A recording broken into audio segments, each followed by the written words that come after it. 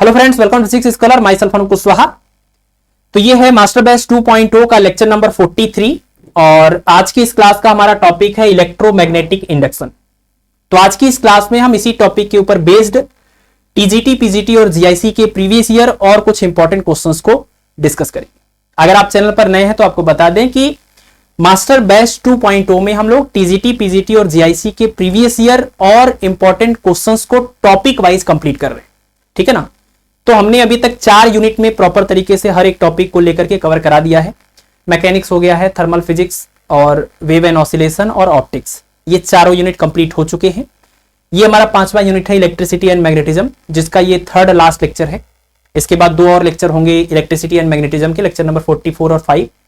Alternating current का अगला lecture होगा, उसके बाद होगा इलेक्ट्रोमैग्नेटिक वेव। ठीक है ना। तो आपके 5 यूनिट कंप्लीट हो जाएंगे। फिर बचेगा हमारा मॉडर्न फिजिक्स और इलेक्ट्रॉनिक्स, जिसमें ज्यादा नहीं, कुल मिलाकर के टोटल 5 लेक्चर बनेंगे उन दोनों यूनिट को मिलाकर के। ठीक है। और इसके अलावा टेस्ट सीरीज वगैरह आपका जो रुका हुआ है इतने दिनों से, वो भी आपका स्टार्ट हो जाएगा मंडे से। नोट्स वगैरह ऐप के ऊपर हमने दे दिया है, क्वेश्चंस का पीडीएफ टेलीग्राम पर मिल जाएगा। सारा डिटेल हर एक चीज का आपको डिस्क्रिप्शन में उसका लिंक दिया हुआ है, आप वहां से ज्वाइन कर सकते हैं। ठीक है। देखिए, आज की इस क्लास में इलेक्ट्रोमैग्नेटिक इंडक्शन में हम टोटल 30 क्वेश्चन डिस्कस करेंगे, जिसमें 8 से 9 क्वेश्चन बिल्कुल थोड़े अलग आपको दिखेंगे, जो आप पहली बार शायद उसको फेस करें। अदरवाइज ज्यादातर जो क्वेश्चंस हैं वो आप जो भी एकेडमिक में आपने पढ़ा होगा क्लास 12 के दौरान, तो वो बिल्कुल सेम ही है। लेकिन आपको उन सब को भी करना है, देखना है, प्रैक्टिस करना है, इसलिए क्योंकि उसमें जो जो फार्मूले यूज हुए हैं, जो जो कॉन्सेप्ट यूज हो रहा है, वो कम से कम आपको ये पता चल जाए कि इस कॉन्सेप्ट के ऊपर ज्यादा बार सवाल पूछे गए, ये फार्मूले के ऊपर ज्यादा न्यूमेरिकल पूछे गए। ठीक है ना। तो इससे ये चीज आपका बड़ा क्लियर हो जाता है कि पूरे चैप्टर में से क्या इस एग्जाम के लिए सबसे ज्यादा जरूरी है। बाकी कुछ क्वेश्चन जो बिल्कुल नए हैं और अलग हैं, उनको आपको अच्छे से समझ लेना है, ध्यान कर लेना है, प्रैक्टिस कर लेना है, क्योंकि हो सकता है कि उस तरह के सवाल भी एग्जाम में आगे आ जाए। मतलब वो सवाल पूछे नहीं गए हैं, बट हमने उसको इंपॉर्टेंट क्वेश्चन की कैटेगरी से यहां पर लिया हुआ है, तो उस तरह के क्वेश्चन आपसे एग्जाम में पूछे जा सकते हैं। वो क्वेश्चन यहां पर हम डिस्कस करें। ठीक है। चलिए फिर क्लास को स्टार्ट करते हैं। और सबसे पहले क्वेश्चन में देखिए, क्वेश्चन नंबर 1 में कह रहे हैं कि an ideal transformer has 100 turns in primary and n turns in secondary if the input is 220 volt AC and we want 11 volt output, what is the value of capital N। देखिए, transformer के बारे में आपको इतना तो पता है कि ट्रांसफार्मर में 2 तरह के कॉइल होते हैं। एक वो कॉइल होता है जिसके थ्रू हम इनपुट देते हैं, इसको हम बोलते हैं प्राइमरी कॉइल, और एक वो कॉइल होता है जिसके थ्रू हमें आउटपुट मिलता है, इसको हम बोलते हैं सेकेंडरी कॉइल। यहां पर हम लोड रेजिस्टेंस R लगा देते हैं और इसके क्रॉस हमें आउटपुट मिलता है, इसको हम बोलते हैं सेकेंडरी कॉइल। ठीक है। यहां पर हम इनपुट वोल्टेज देते हैं, यहां पर हमें आउटपुट वोल्टेज मिलता है। और जो ट्रांसफार्मर होता है वो एसी के ऊपर ही काम करता है, डीसी के ऊपर काम नहीं करता है। जैसे यहां पर लिखा ना 220 वोल्ट एसी, तो ये 11 वोल्ट भी एसी ही है। तो ट्रांसफार्मर जो है वो एसी के ऊपर काम करता है और म्यूचुअल इंडक्शन यानी अन्योन्य प्रेरण की घटना के ऊपर आधारित होता है। ये सारे छोटे छोटे फैक्ट आप इसके साथ में याद कर लीजिए। म्यूचुअल इंडक्शन के ऊपर ये बेस्ड होता है और सिर्फ एसी के लिए काम करता है, डीसी पर ट्रांसफार्मर काम नहीं करता है। और जो ट्रांसफार्मर होता है उसका काम क्या है? इसका काम है पोटेंशियल या करंट को इंक्रीज या डिक्रीज करना। ठीक है ना। या तो वोल्टेज को या इंक्रीज या डिक्रीज करेगा, या तो करंट को इंक्रीज या डिक्रीज करेगा। दोनों को एक साथ ये इंक्रीज या डिक्रीज नहीं कर सकता। मतलब ये इलेक्ट्रिकल पावर या इलेक्ट्रिकल एनर्जी को प्रोड्यूस नहीं करता, बल्कि इलेक्ट्रिकल पावर के जो 2 कंपोनेंट है, वोल्टेज और करंट, उसमें से किसी एक को इंक्रीज कर देता है तो दूसरा वाला ऑटोमेटिक डिक्रीज हो जाएगा, क्योंकि पी की वैल्यू कांस्टेंट होनी चाहिए। ठीक है ना। तो अगर आपके पास ऐसा ट्रांसफार्मर है जिसमें आउटपुट वोल्टेज यानी सेकेंडरी कॉइल में जो आपको वोल्टेज मिला वो प्राइमरी कॉइल के वोल्टेज से ज्यादा है, तो इस तरह के ट्रांसफार्मर को हम बोलते हैं स्टेप अप ट्रांसफार्मर या ऊंचाई ट्रांसफार्मर। ठीक है ना। और अगर ट्रांसफार्मर आपका ऐसा है कि सेकेंडरी कॉइल में जो आपको आउटपुट मिला वो प्राइमरी कॉइल से आपने जो इनपुट दिया था उससे अगर कम हो जाए, ठीक है ना, उससे भी कम हो जाए, तो इसको हम बोलते हैं स्टेप डाउन ट्रांसफार्मर या अपचाई ट्रांसफार्मर। ठीक। तो ये ट्रांसफार्मर के बारे में ये चीजें आप याद रखें। अगर आपका ट्रांसफार्मर जो है वो एक आइडियल ट्रांसफार्मर है, तो जितना भी इलेक्ट्रिकल पावर देंगे उतना ही इलेक्ट्रिकल पावर यहां पर आपको मिलेगा, है ना। उसका वोल्टेज या करंट कुछ भी एक इंक्रीज या डिक्रीज हो जाएगा, लेकिन जो पी की वैल्यू होगी प्राइमरी कॉइल में और पी की वैल्यू जो होगी सेकेंडरी कॉइल में वो सेम होती। और अगर ये सेम हो गई तो इसकी इफिशियंसी की अगर हम बात करें तो ट्रांसफार्मर की इफिशियंसी का फार्मूला होता है आउटपुट पावर या सेकेंडरी कॉइल का पावर अपान इनपुट पावर यानी कि प्राइमरी कॉइल का पावर और इनटू में 100। तो अगर ये एक आइडियल, जैसा कि इस क्वेश्चन में कह रहे हैं ना कि आइडियल ट्रांसफार्मर है, तो आइडियल ट्रांसफार्मर का मतलब कि इनपुट पावर और आउटपुट पावर सेम है, या कह लीजिए कि ट्रांसफार्मर की जो इफिशियंसी है वो 100% है। अगर आप ये दोनों वैल्यू सेम रख देंगे तो ये कैंसिल होकर 1 × 100 = 100%। ठीक है, तो आइडियल ट्रांसफार्मर की इफिशियंसी 100% होती है, आउटपुट पावर इनपुट पावर के इक्वल होता है। ट्रांसफार्मर या तो वोल्टेज या तो करंट को इंक्रीज करेगा या डिक्रीज करेगा, दोनों को एक साथ इंक्रीज या डिक्रीज नहीं कर सकता है, इसमें पूरा पावर कांस्टेंट होता है। और ये म्यूचुअल इंडक्शन के फेनोमेनन पर बेस्ड होता है, सिर्फ और सिर्फ एसी के लिए काम करता है, डीसी के लिए काम नहीं करता है। ठीक है ना, ये सारी बातें आपको ट्रांसफार्मर के बारे में ध्यान रखनी है। आगे जो भी और क्वेश्चंस होंगे ट्रांसफार्मर के, उसमें ये सारी चीजें हम यूज करेंगे, बार बार रिपीट नहीं करेंगे। अच्छा, एक चीज और यहीं पर ऐड कर लीजिए आप कि ट्रांसफार्मर में हम ये मान के चलते हैं, अगर कुछ भी मेंशन नहीं है तो इसका मतलब आइडियल ट्रांसफार्मर है, आउटपुट पावर और इनपुट पावर इक्वल है। और इसी के बेसिस पर हम यहीं से एक फार्मूला बना लेते हैं। देखिए, आउटपुट पावर के लिए या सेकेंडरी कॉइल में जो पावर है उसके लिए फार्मूला लिखें तो P = V × I होता है, तो सेकेंडरी कॉइल के लिए VS और IS लिखेंगे और प्राइमरी कॉइल के लिए VP और IP लिखेंगे। तो यहां से हमें एक रेशियो मिलता है जो कि एक इंपॉर्टेंट है आपके लिए, VS/VP = ये मिल जाएगा आपको IP/IS। ठीक, और Faraday's law of electromagnetic induction का जो फर्स्ट लॉ आपने पढ़ा हुआ है कि जो इंड्यूस्ड ईएमएफ यहां पर इलेक्ट्रोमैग्नेटिक इंडक्शन की फिनोमेना के बाद होता है, जनरेट होता है, उसके लिए फार्मूला E = -N dφ/dt है ना। ये आपका इंड्यूस्ड ईएमएफ के लिए यानी प्रेरित विद्युत वाहक बल के लिए फार्मूला है। और ये साफ साफ दिख रहा है कि E = N होता है ना। तो ये जो भी यहां पर इंड्यूस्ड ईएमएफ सेकेंडरी कॉइल में आएगा, अगर हम उसकी बात करें तो आप कह सकते हैं ES = NS, और यहां पर जो आपने वोल्टेज दिया हुआ है ये EP = NP, तो यहां से आप इनका रेशियो अगर निकालें तो आपको मिलेगा ES/EP या VS/VP, इसी को बोल सकते हैं, या VS/VP। तो ये किसके इक्वल यहां से हो रहा है, NS/NP के, NS/NP के। और VS/VP यहां से अगर देखें तो IP/IS के इक्वल है, पावर को कांस्टेंट करके IP/IS। तो आपको ये एक रिलेशन याद रखना है। लगभग सारे न्यूमेरिकल आपके ट्रांसफार्मर के या तो इसके ऊपर होंगे या तो फिर इसके ऊपर, ठीक है ना। तो ये भी आपको ध्यान रखना है कि VS/VP = NS/NP = IP/IS। यहां देखिए SSPP, लेकिन यहां P ऊपर है, S नीचे, और इसी फॉर्म में आपको याद रखना है, क्योंकि ये जो रेशियो आ रहा है VS/VP या NS/NP, इसको हम स्मॉल r से रिप्रेजेंट करते हैं और इसको हम बोलते हैं ट्रांसफॉर्मेशन रेशियो। ठीक है ना, इसको बोलते हैं ट्रांसफॉर्मेशन रेशियो, जो कि आप यहां से चाहे तो बता भी सकते हैं, VS/VP की बात हो रही है। तो स्टेप अप ट्रांसफार्मर के लिए R की वैल्यू 1 से ज्यादा और स्टेप डाउन के लिए R की वैल्यू 1 से कम। ठीक, चलिए, तो ये पूरा ट्रांसफार्मर आपका, इसका क्विक रिवीजन हो गया 5 मिनट के अंदर। अभी हम न्यूमेरिकल के ऊपर आते हैं, इस क्वेश्चन को सॉल्व करते हैं पर्टिकुलरली। तो इसमें देख लीजिए, आपकी प्राइमरी कॉइल में फेरों की संख्या यानी NP की वैल्यू गिवन है 100, और सेकेंडरी कॉइल में फेरों की संख्या है N, और जो आपने इनपुट दिया हुआ यानी VP कह लीजिए, प्राइमरी कॉइल में जो इनपुट देते हैं 220 वोल्ट है AC, और जो सेकेंडरी कॉइल में हमें आउटपुट चाहिए वो 11 वोल्ट है। इसका मतलब आप देख रहे हैं वोल्टेज डिक्रीज हो रहा है, इसका मतलब करंट इंक्रीज होगा, और जिसमें वोल्टेज डिक्रीज होता है उसको हम बोलते हैं स्टेप डाउन ट्रांसफार्मर। तो ये स्टेप डाउन ट्रांसफार्मर है, ठीक है ना। तो आपको निकालना है what is the value of N, यही N की वैल्यू निकालनी है। तो फार्मूला यूज कर लीजिए सीधे सीधे कि VS/VP, इसको याद कर लीजिए, VS/VP = NS/NP = IP/IS, ठीक है, = r। ये फार्मूला याद कर लीजिए और इसमें वैल्यू पुट करते हैं।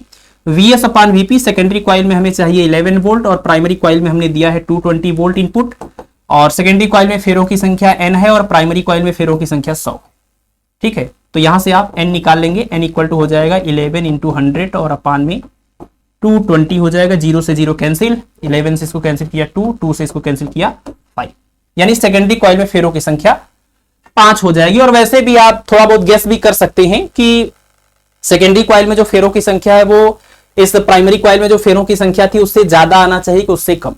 अगर मान लीजिए ये ऑप्शन भी 5 से ज्यादा ही कोई नंबर गिवन होता, 10 दिया हुआ था, तो बिना सॉल्व किए भी आप इसका आंसर बता सकते थे कि इसका आंसर 5 आएगा, क्योंकि अगर वोल्टेज डिक्रीज हो रहा है तो इसका मतलब फेरों की संख्या भी कम होगी, क्योंकि E प्रोपोर्शनल टू N होता है। जो वोल्टेज है वो फेरों की संख्या पर डिपेंड कर रहा है, तो अगर वोल्टेज डिक्रीज हो रहा है तो इसका मतलब फेरों की संख्या भी डिक्रीज होगी, यानी कि सेकेंडरी कॉइल में फेरों की संख्या प्राइमरी कॉइल से कम ही होगी, ये बात तो श्योर है। लेकिन यहां पर दो ऑप्शन थे ऐसे जो कम थे, तो ये भी हो सकता था, तो इसलिए हमने सॉल्व किया है, इसका आंसर आ जाएगा 5। ठीक है, चलिए नेक्स्ट क्वेश्चन देखिए, क्वेश्चन नंबर 2। इसमें कह रहे हैं कि self inductance of a coil में be measured with the help of, किसी भी कॉइल का जो सेल्फ इंडक्टेंस होता है या स्वप्रेरण गुणांक होता है वो किसके हेल्प से मेजर किया जा सकता है। तो हम चारों ऑप्शन के बारे में यहां पर समझेंगे। कैरी फोस्टर ब्रिज दिया हुआ है, मीटर ब्रिज है, एंडरसन ब्रिज है और वीन्स ब्रिज है। देखिए जो आपका एंडरसन ब्रिज होता है ये सेल्फ इंडक्टेंस एल को मेजर करने के लिए इस्तेमाल किया जाता है। इसके साथ साथ कुछ और भी नाम आप याद कर लें, जैसे कि वीन्स ब्रिज भी, सॉरी ओवेंस ब्रिज भी आप यहां पर याद कर सकते हैं। ठीक है ना, ओवेंस ब्रिज है और एक मैक्सवेल ब्रिज है। सब बीएससी में ये पढ़ाया जाता है, तो आपको ऐसे पढ़ना नहीं है एज सच, आप बस याद रखें कि Maxwell bridge, Owen's bridge, Anderson bridge, इन सब का इस्तेमाल हम करते हैं किसी भी सोलेनोइड या कॉइल के सेल्फ इंडक्टेंस या स्वप्रेरण गुणांक को मेजर करने के लिए। ठीक है, तो ये चीज क्लियर हो गया कि एल को मेजर करने के लिए क्या क्या आपको ऑप्शन में ढूंढना होगा। Anderson bridge, Maxwell bridge, Owen's bridge, ये तीनों में से कोई भी होता तो करेक्ट हो जाता। दूसरा यहां पर देखिए कैरी फोस्टर ब्रिज है, मीटर ब्रिज है और इसके अलावा आपका पोस्ट ऑफिस बॉक्स भी है। इन सब का इस्तेमाल हम करते हैं अननोन रेजिस्टेंस आर को मेजर करने के लिए, है ना। आर की वैल्यू को मेजर करने के लिए जो डिवाइस इस्तेमाल होता है वो है Carey Foster bridge, meter bridge और पोस्ट ऑफिस बॉक्स। इसके अलावा एक चीज और याद रखें कि अगर आर की वैल्यू बहुत ज्यादा हाई है तो इसको मेजर करने के लिए जो मेथड इस्तेमाल होता है उसको हम बोलते हैं लीकेज मेथड। ये भी बहुत फेमस क्वेश्चन है, इसको आप याद रखें। बहुत ही हाई रेजिस्टेंस को मेजर करने के लिए हम लीकेज मेथड का इस्तेमाल करते हैं। बाकी यहां डिवाइस दिए हुए हैं सारे, तो रेजिस्टेंस के लिए आपको ये 3-4 नाम याद रखने हैं, Carey Foster bridge, meter bridge, post office box और ये एक मेथड है लीकेज मेथड हाई रेजिस्टेंस के लिए, अदरवाइज ये डिवाइसेस है। इसके अलावा एक चीज और हो गया, एल हो गया आपका, आर हो गया, एक सी बच गया। तो अगर हम कैपेसिटेंस की बात करें तो कैपेसिटेंस सी को मेजर करने के लिए देखिए यहां पर ऑप्शन दिया हुआ वीन्स ब्रिज, तो वीन्स ब्रिज का इस्तेमाल करते हैं सी को मेजर करने के लिए। इसके साथ साथ एक और चीज इसके साथ जुड़ा हुआ है, एसी फ्रीक्वेंसी, अल्टरनेटिंग करंट की फ्रीक्वेंसी या आवृत्ति को मेजर करने के लिए भी वीन्स ब्रिज का इस्तेमाल किया जाता है। आपने ग्रेजुएशन में इसका प्रैक्टिकल किया होगा। इसके साथ साथ और भी 1-2 नाम आप याद रखें कि वीन्स ब्रिज के साथ साथ, जैसे ये आपका मैक्सवेल ब्रिज यहां पर था, यहां पर जो एक नाम आता है वो है आपका सियरिंग ब्रिज, ये नाम याद रखिए, सियरिंग ब्रिज। ठीक है ना, तो इसको आप प्रॉपर लिख लीजिए, बल्कि मैं यहां अलग से लिख देता हूं कि अगर हम एल की बात करें तो एल को मेजर करने के लिए क्या क्या चीजें हैं आपके पास, आप इसको लिख लेंगे कॉपी में, हमेशा के लिए याद हो जाएगा। और इस तरह से 7 से 8 सवाल बन सकते हैं ये। तो एक तो आपका एंडरसन ब्रिज हो गया, ठीक है, एंडरसन ब्रिज हो गया। इसके अलावा मैक्सवेल ब्रिज हो गया, मैक्सवेल ब्रिज हो गया और आपका ओवेंस ब्रिज हो गया। ठीक, और अगर हम बात करें आर की तो आर के लिए हमारे पास है पीओ बॉक्स है, पोस्ट ऑफिस बॉक्स, और इसके अलावा मीटर ब्रिज है, मीटर ब्रिज जो कि व्हीट स्टोन ब्रिज के प्रिंसिपल पर बेस्ड होता है। तो आप व्हीट स्टोन ब्रिज भी इसमें आप चाहे तो ऐड कर लीजिए, व्हीट स्टोन ब्रिज भी लिख लीजिए इसी में। और इसके अलावा यहां पर है कैरी फोस्टर ब्रिज, जो कि हमने सप्लीमेंट्री लेक्चर में आपको पढ़ाया भी है, आप लेक्चर को देख लीजिएगा। कैरी फोस्टर ब्रिज किस तरीके से काम करता है और इसका फार्मूला क्या होता है। ठीक है, तो ये आपके हो गए metre bridge, Carey Foster bridge और Wheatstone bridge, post office box, ये आर को मेजर करने के लिए।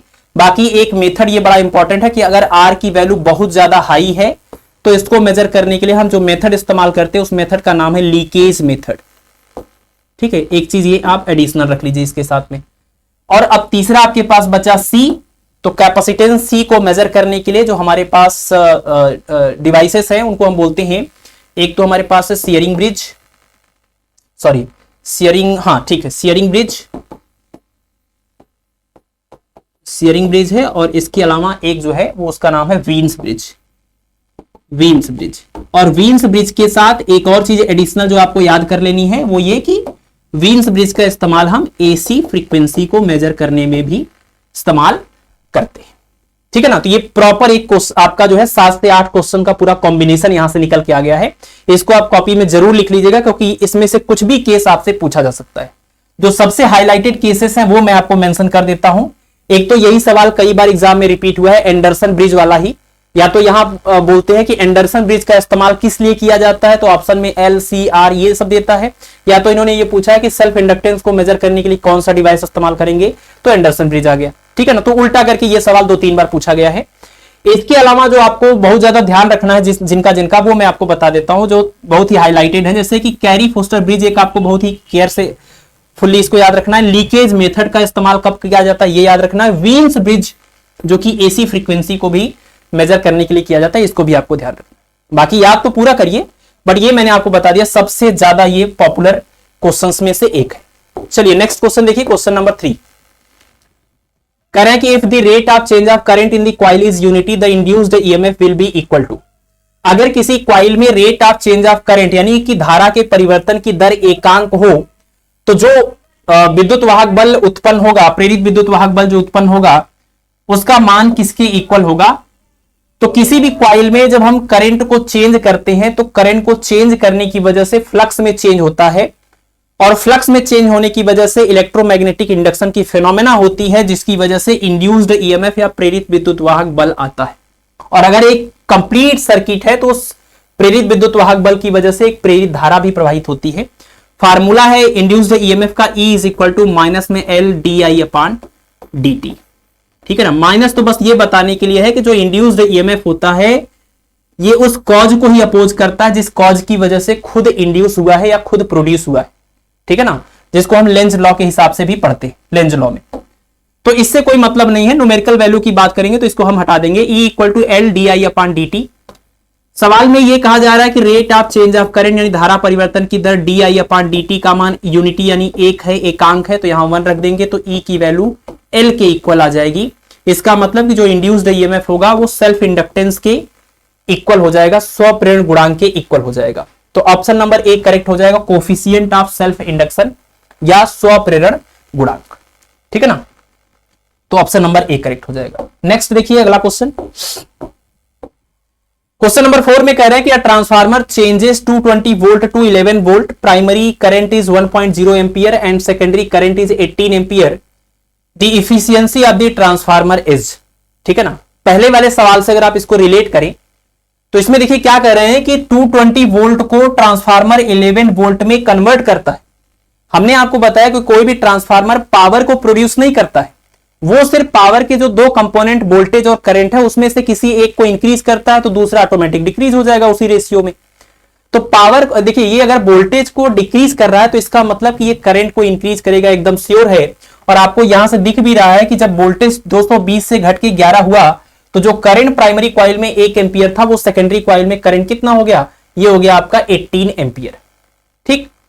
लेकिन अब आपसे ये देखना होगा आपको कि अगर ये 220 वोल्ट से 11 वोल्ट हुआ, मतलब जिस रेशियो में ये घटा उसी रेशियो में करंट को भी बढ़ना चाहिए, लेकिन ये उस रेशियो में करंट नहीं बढ़ा।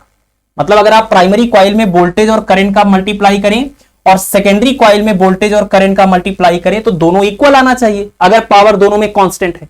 अब देखिए अगर हम आपसे कहें कि P इन सेकेंडरी या P आउटपुट, तो P equal to V into I होता है, तो सेकेंडरी कॉइल में वोल्टेज और करंट का प्रोडक्ट और पावर चूंकि कांस्टेंट अगर हम कहें तो पावर कांस्टेंट होने के लिए प्राइमरी कॉइल का भी पावर जो होगा VP और IP ये भी इक्वल होना चाहिए। तो VS IS अगर देखिए सेकेंडरी कॉइल का क्या है, ये करंट 18 है और आपका जो वोल्टेज है वो 11 है। और यहां पर आप देख लीजिए ये VP और IP है, तो ये आपका VP जो है वो प्राइमरी कॉइल में है 220 वोल्ट और यहां पर जो आपका IP है वो कितना है प्राइमरी कॉइल में, ये 1 है। ठीक है। तो आपको दिख रहा है साफ साफ दोनों इक्वल नहीं आ रहे हैं, दोनों इक्वल नहीं आ रहे हैं। इसका मतलब ये कि प्राइमरी कॉइल में जो हमने इनपुट पावर दिया सेकेंडरी कॉइल में हमें आउटपुट पावर उससे कम मिल रहा है। ठीक है ना। और इसका मतलब ये हुआ कि जो आपके पास ट्रांसफार्मर है उसमें कुछ ना कुछ इलेक्ट्रिकल एनर्जी का या पावर का लॉस हो रहा है। ठीक है। अगर इसमें बिल्कुल भी लॉस ना होता तो आउटपुट पावर और इनपुट पावर इक्वल होते और ऐसे केस में हमने आपको बताया भी कि इफिशियंसी आप निकालेंगे तो ये आएगा 100%, लेकिन ये आइडियल केस है। आइडियल केस में आउटपुट पावर और इनपुट पावर इक्वल होते हैं, हमेशा इक्वल नहीं होते हैं, क्योंकि कुछ ना कुछ इलेक्ट्रिकल एनर्जी हिस्टैरिसीस लॉस के रूप में, कॉपर लॉस के रूप में, ईडी करंट लॉस के रूप में कुछ ना कुछ इलेक्ट्रिकल एनर्जी का लॉस होता है, जिस वजह से आउटपुट पावर या एनर्जी इनपुट पावर या एनर्जी से के इक्वल नहीं हो पाता। ठीक है ना, तो आइडियली ये चीज है, बट प्रैक्टिकली एक सिचुएशन यहां दिया हुआ है, तो आप यहां इफिशियंसी निकालेंगे और इसका वही कॉन्सेप्ट है कि आउटपुट पावर, कभी भी इफिशियंसी के लिए हम आउटपुट को इनपुट से कंपेयर ही करते हैं, तो आउटपुट पावर अपान इनपुट पावर और इनटू में 100 कर देंगे, इनटू में 100 कर देंगे। तो देखिए आउटपुट पावर कितना है, आउटपुट यानी सेकेंडरी कॉइल में ये है 11 इंटू 18, पूरा मल्टीप्लाई करने की जरूरत नहीं थी, और इनपुट कितना था, ये था 220 इंटू 1 यानी कि 220, और इंटू 100 कर देंगे तो ये परसेंटेज में आ जाएगा। ठीक है ना, तो इससे आप इसको डिवाइड करिए, कितना गया 20, 0 से ये 0 कैंसिल, 2 से ये क्या 5, और 18 इंटू 5 90, यानी जितना भी आपने इनपुट दिया था उसका 10% यहां पर लॉस हो गया, सिर्फ 90% ही आउटपुट के फॉर्म में मिला हुआ है। तो इसका मतलब इस ट्रांसफार्मर की इफिशियंसी 100% नहीं है बल्कि 90% है, 10% यहां पर नुकसान हो रहा है।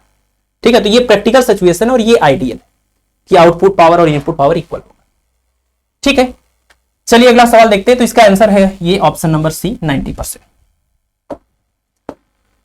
क्वेश्चन नंबर 5 देखिए, इसमें कह रहे हैं कि when the current in a coil changes from 4 ampere to 8 ampere in 0.4 second and EMF of 4 volt is induced, the coefficient of self induction of the coil is. Hindi में नीचे क्वेश्चन दिया हुआ है, आप इसको भी देख सकते हैं, बट मुझे कोई एक ही फॉलो करना होगा, टाइम लॉस बहुत ज्यादा होता है जब हम दोनों को एक साथ कवर करने की कोशिश करते हैं। ठीक है ना, और मुझे लगता है कि इतना भी इशू नहीं होगा आपको इंग्लिश से, क्योंकि आप टेक्निकल टर्म तो समझते ही होंगे। Correct, when the current in a coil changes from 4 ampere to 8 ampere, किसी कॉइल में करंट चेंज हो रहा है, 4 एम्पियर से चेंज होकर के 8 एम्पियर हो जा रहा है, और ये होने में 0.4 सेकेंड का टाइम लग रहा है। और आपको पता है जब किसी कॉइल में आप करंट को चेंज करेंगे या उस कॉइल से एसोसिएटेड मैग्नेटिक फील्ड को या फ्लक्स को चेंज करेंगे, तो वहां पर इलेक्ट्रोमैग्नेटिक इंडक्शन की फिनोमेना होती है और उसकी वजह से प्रेरित विद्युत वाहक बल उत्पन्न हो जाता है। तो जब ये करंट चेंज कर रहे हैं, करंट चेंज करेंगे तो मैग्नेटिक फील्ड चेंज होगा, जिससे फ्लक्स चेंज होगा। तो इलेक्ट्रोमैग्नेटिक इंडक्शन हो रहा है और उससे जो इंड्यूस्ड ईएमएफ या प्रेरित विद्युत वाहक बल आया है वो है 4 वोल्ट। तो आपको बताना है कि उस कॉइल का जो self coefficient of self induction है, इंडक्टेंस है, या कह लीजिए स्वप्रेरण गुणांक है, उसका मान क्या होगा। तो फार्मूला है आपके पास, इसको याद कर लीजिए, E equal to minus L. जब एक सिंगल कॉइल की बात हो रही होगी, सेल्फ इंडक्शन स्वप्रेरण की बात होगी, तो ये फार्मूला है जिसमें एक ही कॉइल होता है। लेकिन जब एक कॉइल में करंट चेंज करने से दूसरे कॉइल में इंड्यूस्ड ईएमएफ या करंट आ जाता है, इसको म्यूचुअल इंडक्शन या अन्योन्य प्रेरण बोलते हैं, जिसकी केस में फार्मूला ऐसे है, E2 equal to minus L की जगह पर एम होता है, और यहां पर डी I1 अपान dt। I1 मतलब कि पहले वाले कॉइल के अंदर आपने करंट चेंज किया था, और E2 मतलब दूसरे वाले कॉइल के अंदर प्रेरित विद्युत वाहक बल आया था। ठीक है ना, तो सेल्फ इंडक्शन की केस में ये फार्मूला है, म्यूचुअल इंडक्शन की केस में ये फार्मूला बिल्कुल सेम है। बस आपको ध्यान रखना है कि यहां 1 या 2 लिखने की जरूरत पड़ती है, यहां पर नहीं, क्योंकि यहां 2 कॉइल थे। तो E की वैल्यू गिवन है, कितना है, ये 4 वोल्ट है, और आपसे ये L की वैल्यू पूछ रहे हैं, माइनस को छोड़ दीजिए, वो तो लेंज लॉ के लिए है। और DI अपान dt मतलब change in current upon change in time, rate of change of current, इसको पूरा बोलेंगे। तो चेंज इन करंट की बात करें तो 4 से बढ़कर 8 हुआ है, तो यानी 8 माइनस 4 कर देंगे तो 4 का डिफरेंस आ जाएगा, और जो टाइम लगा ये करंट को चेंज होने में वो है 0.4 सेकेंड का। ठीक है, बस इसको सॉल्व कर लीजिए, तो ये 4 इक्वल टू हो जाएगा L इंटू 8 माइनस 4 करेंगे तो 4 आ जाएगा, और अपान में 0.4 है, इससे ये कैंसिल हो जाएगा, क्रॉस मल्टीप्लाई करिए इसको, तो L की वैल्यू 0.4 आएगी। और आपको पता है कि कोफिशिएंट ऑफ सेल्फ इंडक्शन हो या कोफिशिएंट ऑफ म्यूचुअल इंडक्शन हो, दोनों का जो यूनिट होता है वो हेनरी होता है। ठीक है, तो यहां पर 0.4 हेनरी, L की वैल्यू हो जाएगी 0.4 Henry, option number D correct हो जाएगा। ठीक, चलिए आगे बढ़े, अगला क्वेश्चन देखते हैं, क्वेश्चन नंबर 6। जल्दी आपका मास्टर बैच अब कंप्लीट करने की कोशिश करते हैं, क्योंकि काफी लंबा हो गया ये आपका बैच। अप्रैल से चल रहा है, आई थिंक 15 या 12 अप्रैल से, और अभी आपका अक्टूबर खत्म होने जा रहा है। तो अभी इसके बाद 7 और लेक्चर बचे हुए हैं, और लेक्चर्स की कंटेंट रेडी है। मैं एक एक करके लगातार उन 7 लेक्चर को अपलोड करूंगा, और आपका जो टीजीटी पीजीटी जीआईसी है वो 100% तरीके से कंप्लीट हो जाएगा। टेस्ट सीरीज चल रहा है वो आपको पता ही है, लेकिन जैसा कि पता है कि एक दुर्घटना हो गई जिसकी वजह से आपकी क्लासेस, आपके टेस्ट सीरीज सब कुछ पूरी तरह से बंद था पिछले 10 दिन से। तो टेस्ट सीरीज भी आपका मंडे से स्टार्ट हो जाएगा और ये आपका मास्टर बैच 2.0 भी कंप्लीट हो जाएगा। थियरी वाइज हमने मास्टर बैच 1.0 में ऑलरेडी कंप्लीट करा दिया है, नोट्स आपको ऐप के ऊपर अवेलेबल करा दिया है। तो मुझे नहीं लगता कि अब इसके बाद कुछ बचा है। इसके बाद जो है वो यही है कि आप बस रेगुलर बने रहे, टेस्ट देते रहे, प्रैक्टिस करते रहे, रिवीजन करते रहे, यही एक चीज बची हुई है। बाकी तो कुछ हमारी तरफ से करने के लिए कुछ बचा नहीं, ठीक है ना। सब कुछ पूरी तरह से जो हो सकता था वो हमने कंप्लीट करा दिया, ठीक है ना। बस ये 7 लेक्चर और बचे हुए। बाकी जीआईसी के पॉइंट ऑफ व्यू से जो मॉडर्न फिजिक्स का कुछ हिस्सा है, जो आप लोग बार बार बोलते भी हैं, पिछली बार भी लास्ट में कुछ ऐसा ही हुआ था कि लास्ट के 4-5 लेक्चर से पहले दिक्कत हो गई थी, तो वो पूरा नहीं करा पाए थे। तो अभी जीआईसी की वैकेंसी भी नहीं आई है, तो हम सोच रहे हैं कि पहले आपका पीजीटी फोकस में रखें और इसके बाद थोड़ा झारखंड का भी हमें ध्यान रखना है, हमने बोला है वहां पर। तो मुझे लगता है कि इसको करने के बाद मैं उधर लग जाऊंगा। और अगर आपकी जीआईसी की वैकेंसी बीच में आती है तो जीआईसी के लिए हमें कुछ भी और नहीं पढ़ाना है, सिर्फ और सिर्फ वो मॉडर्न फिजिक्स का जो थोड़ा सा हिस्सा है, 4 से 5 लेक्चर मैक्सिमम होंगे, सिर्फ वो हो जाएगा। इसके अलावा और कुछ करने की जरूरत नहीं है। बाकी सारी चीजें कॉमन है पीजीटी में और जीआईसी में, तो वो हम करा ही रहे हैं आपको ऑलरेडी, ठीक है ना। पूरा जीआईसी हम लेके चल रहे हैं, बस मॉडर्न फिजिक्स का वो पोर्शन बचेगा जिसकी थियरी हमने नहीं पढ़ाई, तो उसका हम क्वेश्चन भी अभी नहीं कराएंगे जीआईसी के सिलेबस का। पीजीटी के लिए तो 100% है, टीजीटी के लिए 100% है ये आपका मास्टर बैच 2.2, ठीक है ना। चलिए देख लीजिए, इस क्वेश्चन में कह रहे हैं कि अ स्टेप ऑफ ट्रांसफार्मर, मतलब कि जो वोल्टेज को बढ़ाएगा यानी करंट को घटाएगा, operating on 220 volt supply gives current of 2 ampere to a load, ठीक है ना। यानी ऑपरेटिंग ऑन 220 वोल्ट सप्लाई, जो इनपुट सप्लाई है वोल्टेज है वो 220 वोल्ट है, gives a current of 2 ampere to a load. Load मतलब आउटपुट जो करंट मिल रहा है वो 2 एम्पियर मिल रहा है। The ratio of turns in primary and secondary coil is, primary और सेकेंडरी कॉइल में फेरों की संख्या का जो अनुपात है वो 1:25 है। Suppose the efficiency of transformer is 100%। इसका मतलब क्या कि आउटपुट पावर और इनपुट पावर इक्वल है। इसका मतलब कि आउटपुट पावर और इनपुट पावर इक्वल है, यानी कि ये एक आइडियल ट्रांसफार्मर है जिसमें हम मान रहे हैं कि कोई भी एनर्जी लॉस नहीं हो रही। तो current in the primary coil will be, ठीक है। तो आइडियल ट्रांसफार्मर के लिए आपको ये सिंपल सा फार्मूला तो याद रखना ही है कि Vs upon Vp is equal to NS upon NP is equal to IP upon IS, ठीक है। ये आइडियल ट्रांसफार्मर के लिए फार्मूला है।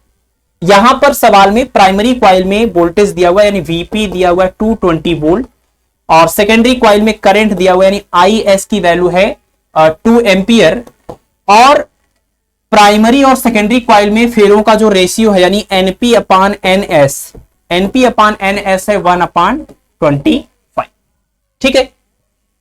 तो आपको बताना है कि current in the primary coil यानी IP की वैल्यू बतानी, current in the primary coil यानी कि IP बता, ठीक है। तो इस फार्मूले में देख लीजिए, आपको देखिए IS पता है, VP पता है, आपको IS पता है और आपको VP पता है। तो अगर हम VS upon VP equal to IP upon IS वाला रिलेशन इस्तेमाल करते हैं तो प्रॉब्लम हो जाएगी, क्योंकि हमें ये नहीं पता है, VS नहीं पता है, हमें ये रिलेशन लेके चलना होगा कि NS upon NP equal to IP upon IS। देखिए NS upon NP is equal to IP upon IS, ये रिलेशन लेकर चलेंगे। क्यों? क्योंकि NP अपॉन NS पता है, तो इसका रिवर्स करके हम यहां पर वैल्यू रख देंगे, 25 अपॉन 1 इसकी वैल्यू हो जाएगी, उल्टा है ये। और IP हमें पता करना है और IS की वैल्यू 2 गिवन है ना, सेकेंडरी कॉइल में 2, तो मल्टीप्लाई कर लीजिए, IP इक्वल टू हो जाएगा 50 एम्पियर। प्राइमरी कॉइल में जो करंट है वो 50 एम्पियर होगा, 50 एम्पियर मतलब ऑप्शन नंबर डी, ठीक है। तो इसकी कोई जरूरत एज सच पड़ी नहीं आपको, यहीं से आपका आंसर आ जाएगा, इतने से। चलिए आगे बढ़ते हैं, अगला क्वेश्चन देखिए, क्वेश्चन नंबर 7। और क्वेश्चन नंबर 7 में कह रहे हैं कि N inductor of inductance 0.70 Henry is connected to an alternating current source of 60 Hz 120 volt, current in the inductor will be, ठीक है। एक इंडक्टर है इस तरह से, और इस इंडक्टर को जिस सप्लाई से जोड़ा गया है वो सप्लाई वोल्टेज है आपका 120 वोल्ट, और इसकी फ्रीक्वेंसी AC की फ्रीक्वेंसी भी होती है, DC की तो फ्रीक्वेंसी 0 होती है क्योंकि उसमें कोई वेरिएशन होता नहीं साइकिल का, यहां पर होता है तो इसकी फ्रीक्वेंसी होती है AC की। तो जो सप्लाई आपने यहां पर दिया है वो 120 वोल्ट 60 हर्ट्ज है, और जो आपने यहाँ कॉइल इंडक्टर लगाया हुआ है उसका इंडक्टेंस दिया हुआ है L इक्वल टू 0.70 हेनरी। तो आपको बताना है कि करंट इन दी इंडक्टर, इसमें यहां से इसकी वजह से फ्लो होने वाला करंट। ठीक है, जिस तरीके से हम लोग ओम्स लॉ इस्तेमाल करते हैं किसी भी प्योर रजिस्टर के लिए, V is equal to I into R, बिल्कुल सेम पैटर्न पर हम ये फार्मूले को इस्तेमाल कर सकते हैं। बस ये ध्यान रखना होगा कि यहां कोई प्योर रजिस्टर नहीं है बल्कि इंडक्टर है। जिस तरह से रजिस्टर आपका किसी भी रेजिस्टेंस करंट को ऑब्जेक्ट करता है, रोकता है, बिल्कुल उसी तरह से आपका इंडक्टर और कैपेसिटर भी करंट को अपोज करता है। और ये जो अपोज करता है उस प्रॉपर्टी को हम इसको बोलते हैं रिएक्टेंस, है ना। आपने सुना होगा XL का नाम, आगे हम पढ़ेंगे AC वाले चैप्टर में, XL का नाम, XC का नाम, Z का नाम और R का नाम। तो ये आपका रेजिस्टेंस होता है प्योर रजिस्टर के लिए। इसको हम बोलते हैं इंडक्टिव रिएक्टेंस बोलते हैं, और इसको हम कैपेसिटिव रिएक्टेंस बोलते हैं। और जब इन तीनों में से किसी भी दो का कॉम्बिनेशन मिल जाए तो उसको हम इंपीडेंस बोलते हैं। ये सब के सब मिलाकर के एक तरह के रेजिस्टेंस ही है, बट नाम इनका सबका अलग अलग है। इन सब का यूनिट जो होता है वो ओम ही होता है। तो इसके लिए भी अगर हम इस्तेमाल करें तो V equal to I R के अकॉर्डिंग फार्मूला अगर लिखे, V इक्वल टू आई, यहां R नहीं लिखेंगे क्योंकि इसके लिए जो एक तरह से रेजिस्टेंस होता है उसको हम XL बोलते हैं। तो हमें I निकालना है, I इक्वल टू क्या हो जाएगा, V अपान में XL, और V तो दिया हुआ 120 वोल्ट, और XL का फार्मूला होता है ओमेगा L, और ओमेगा का फार्मूला होता है 2 पाई और F, और उसके साथ में यहां पर L आ जाएगा। और ये वैल्यू आप रख लेंगे 120 और 2 इंटू पाई की वैल्यू रख लेंगे, और इसके अलावा फ्रीक्वेंसी भी दिया हुआ 60 हर्ट्ज, और L की बात है तो 0.7 आप रख लेंगे, और इसको पूरा सॉल्व कर लेंगे तो इन चारों में से कोई एक ऑप्शन मैच कर जाएगा। ठीक है ना, कैलकुलेशन आप कर लीजिएगा, इतना आप कर सकते हैं। तो चारों में से कोई ना कोई एक ऑप्शन आपको मैच कर जाएगा। ठीक है, चलिए, तो आपको बस इतना ध्यान रखना है, और बाकी इस तरह का जो XL, XC, Z और R है इसके लिए ऊपर हम डिटेल में बात करेंगे नेक्स्ट लेक्चर में, जो हम AC की बात करेंगे तब। ठीक है ना, अल्टरनेटिंग करंट की बात करेंगे लेक्चर नंबर 44।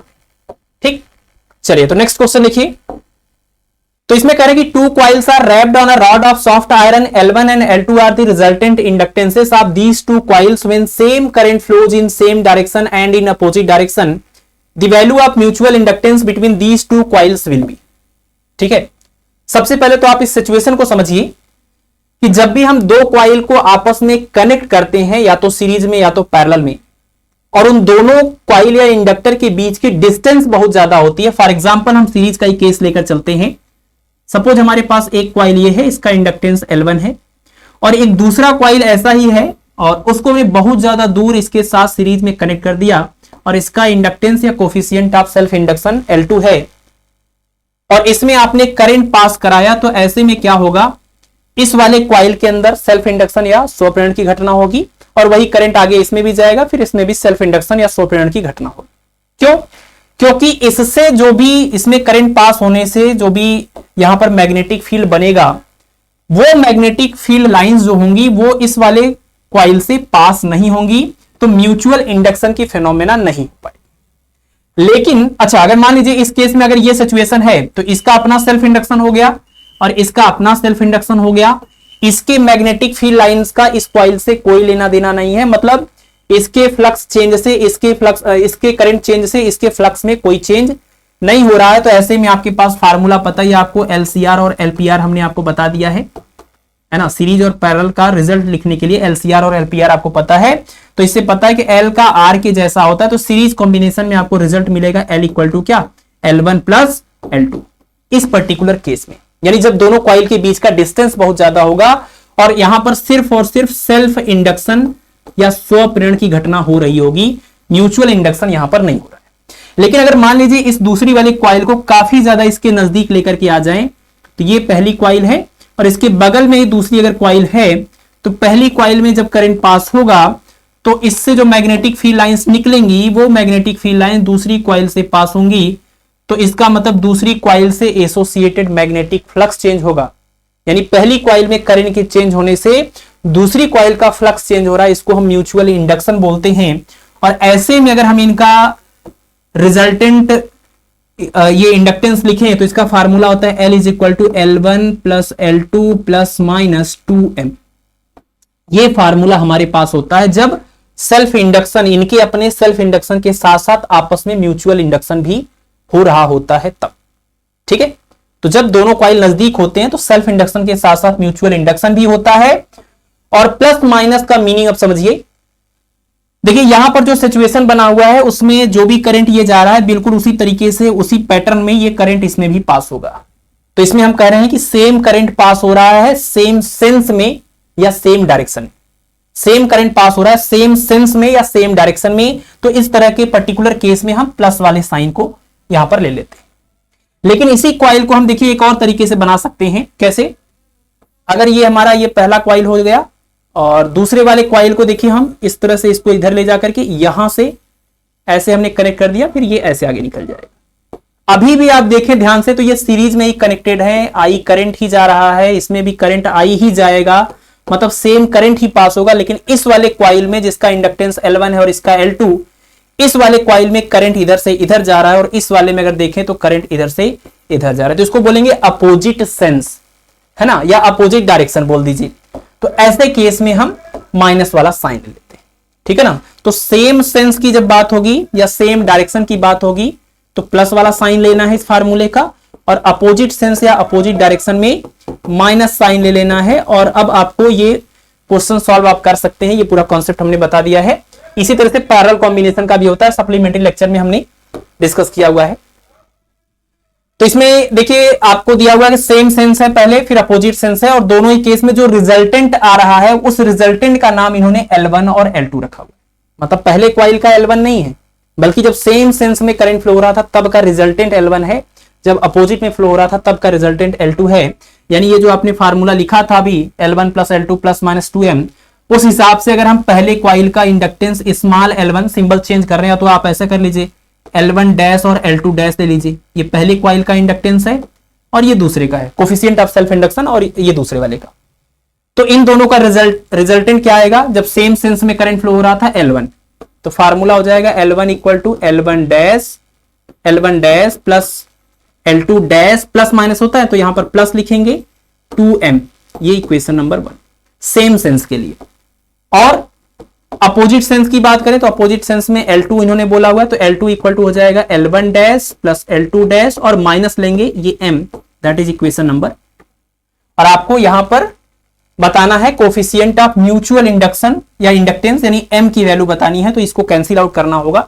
माइनस कर दीजिए दोनों को आपस में, तो L1 minus L2 left side में, और राइट में देखिए ये पूरी वैल्यू और ये वैल्यू सेम है, इसमें से इसको माइनस करेंगे ये पूरा कैंसिल हो जाएगा, और ये माइनस प्लस हो जाएगा तो 2m और 2m मिला करके 4m हो जाएगा। तो m की वैल्यू हो जाएगी L1 माइनस L2 और अपान में। ठीक है, तो coefficient of mutual inductance m equal to L1 minus L2 upon 4, यानी ऑप्शन नंबर सी हो जाएगा। ठीक है, ये क्वेश्चन 1 से 2 बार या 3 बार ये रिपीट हो चुका है, तो इसको आप ध्यान रखें। चलिए तो नेक्स्ट देखते हैं क्वेश्चन नंबर 9। इसमें कह रहे हैं कि the mutual inductance between two coils is 1.25 Henry if the current in the primary changes at the rate of 80 ampere per second then induced EMF in the secondary is। ठीक है ना, दो coil का म्यूचुअल इंडक्टेंस यानी coefficient of mutual induction m की value given है, that is 1.25 Henry. और इसके अलावा दिया हुआ if the current in the primary changes at the rate of 80 ampere per second, मतलब 80 एम्पियर पर सेकेंड की रेट से करंट चेंज हो रहा है, मतलब rate of change of current है ये, करंट अपॉन टाइम, तो यानी डी अपॉन dt की वैल्यू गिवन है 80। ठीक है, ये इतना दिया, इतना एम्पियर पर सेकेंड।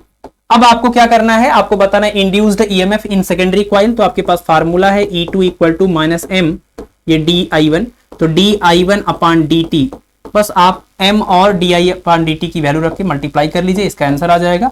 ये कितना है 80 है और ये आपका 1.25 है, तो ये 0 इसको 12.5 बना देगा और इंटू 8 हो जाएगा, तो ये 12 गुणे 8 करेंगे 96 हो जाएगा, और 8 गुणे 0.5 करेंगे 4 हो जाएगा, यानी 100 आ जाएगा। तो ये 100 और ये ईएमएफ है तो वोल्ट में आएगा, 100 वोल्ट। ठीक है, ऑप्शन नंबर डी करेक्ट हो जाएगा। चलिए तो नेक्स्ट क्वेश्चन देखते हैं। क्वेश्चन नंबर, ये फार्मूला आपको याद हो गया होगा। क्वेश्चन नंबर 10, क्वेश्चन नंबर 10 में कह रहे हैं कि core of a transformer is made of, किसी भी ट्रांसफार्मर का जो कोर होता है वो किसका बना होता है, तो वो सॉफ्ट आयरन का बना होता है, क्योंकि सॉफ्ट आयरन के लिए म्यू की वैल्यू ज्यादा होती है, परमिएबिलिटी ज्यादा होती है, और इसमें हिस्टेरेसिस लॉस बहुत कम होता है। ठीक है ना, तो पावर लॉस, एनर्जी लॉस कम से कम हो हिस्टेरेसिस लॉस के रूप में, मैग्नेटाइजेशन और डीमैग्नेटाइजेशन, जिसको हमने पिछले लेक्चर में डिटेल में डिस्कस किया हुआ है, वो चीज सबसे कम होती है सॉफ्ट आयरन के अंदर। इसीलिए ट्रांसफार्मर का जो कोर होता है वो सॉफ्ट आयरन का बनाया जाता है। ठीक है, चलिए फेमस क्वेश्चन है ये। और नेक्स्ट है आपका क्वेश्चन नंबर 11। इसमें करें Lenz law is consequence of law of conservation of. तो लेंज लॉ पहले क्या होता है ये आप समझ लीजिए। लेंज लॉ ये बोलता है कि सेल्फ इंडक्शन या म्यूचुअल इंडक्शन में जो इंड्यूस्ड ईएमएफ या इंड्यूस्ड करंट प्रोड्यूस होता है उसका डायरेक्शन कुछ ऐसा होता है कि ये उस कॉज को ही अपोज करता है जिसकी वजह से खुद ये क्रिएट होता है। जैसे एक एग्जांपल अगर हम लोग लें, वैसे हमने सप्लीमेंट्री लेक्चर में काफी लंबी चौड़ी बात करी है। अगर हम ये एग्जांपल लें, हमारे पास सपोज ये एक कॉइल है और इसके सामने हम सपोज की एक मैग्नेट का नॉर्थ पोल लेकर के आ रहे हैं। तो नॉर्थ पोल को अगर हम लेकर के इसके सामने आ रहे हैं तो इस नॉर्थ पोल के नजदीक लाने की वजह से इसका मैग्नेटिक फ्लक्स चेंज होगा और इंड्यूस्ड ईएमएफ या करंट फ्लो होगा। करंट का डायरेक्शन यहां पर कुछ ऐसा होगा कि उसकी वजह से ये जो हिस्सा है वो इसको अपोज करे, मतलब इसके नजदीक आने के लिए अपोज करेगी। इसका मतलब करंट का डायरेक्शन ऐसा होना चाहिए कि ये नॉर्थ पोल ऑटोमेटिक बन जाए। आपको पता होगा ना कि इसमें क्लॉकवाइज या एंटी क्लॉकवाइज के बेसिस पर हम नॉर्थ पोल या साउथ पोल डिसाइड कर सकते हैं। जैसे अगर देखिए किसी कॉइल में करंट इस तरीके से क्लॉकवाइज फ्लो हो रहा है, इसका मतलब ये साउथ पोल बना हुआ है, साउथ पोल की तरह बिहेव करेगा।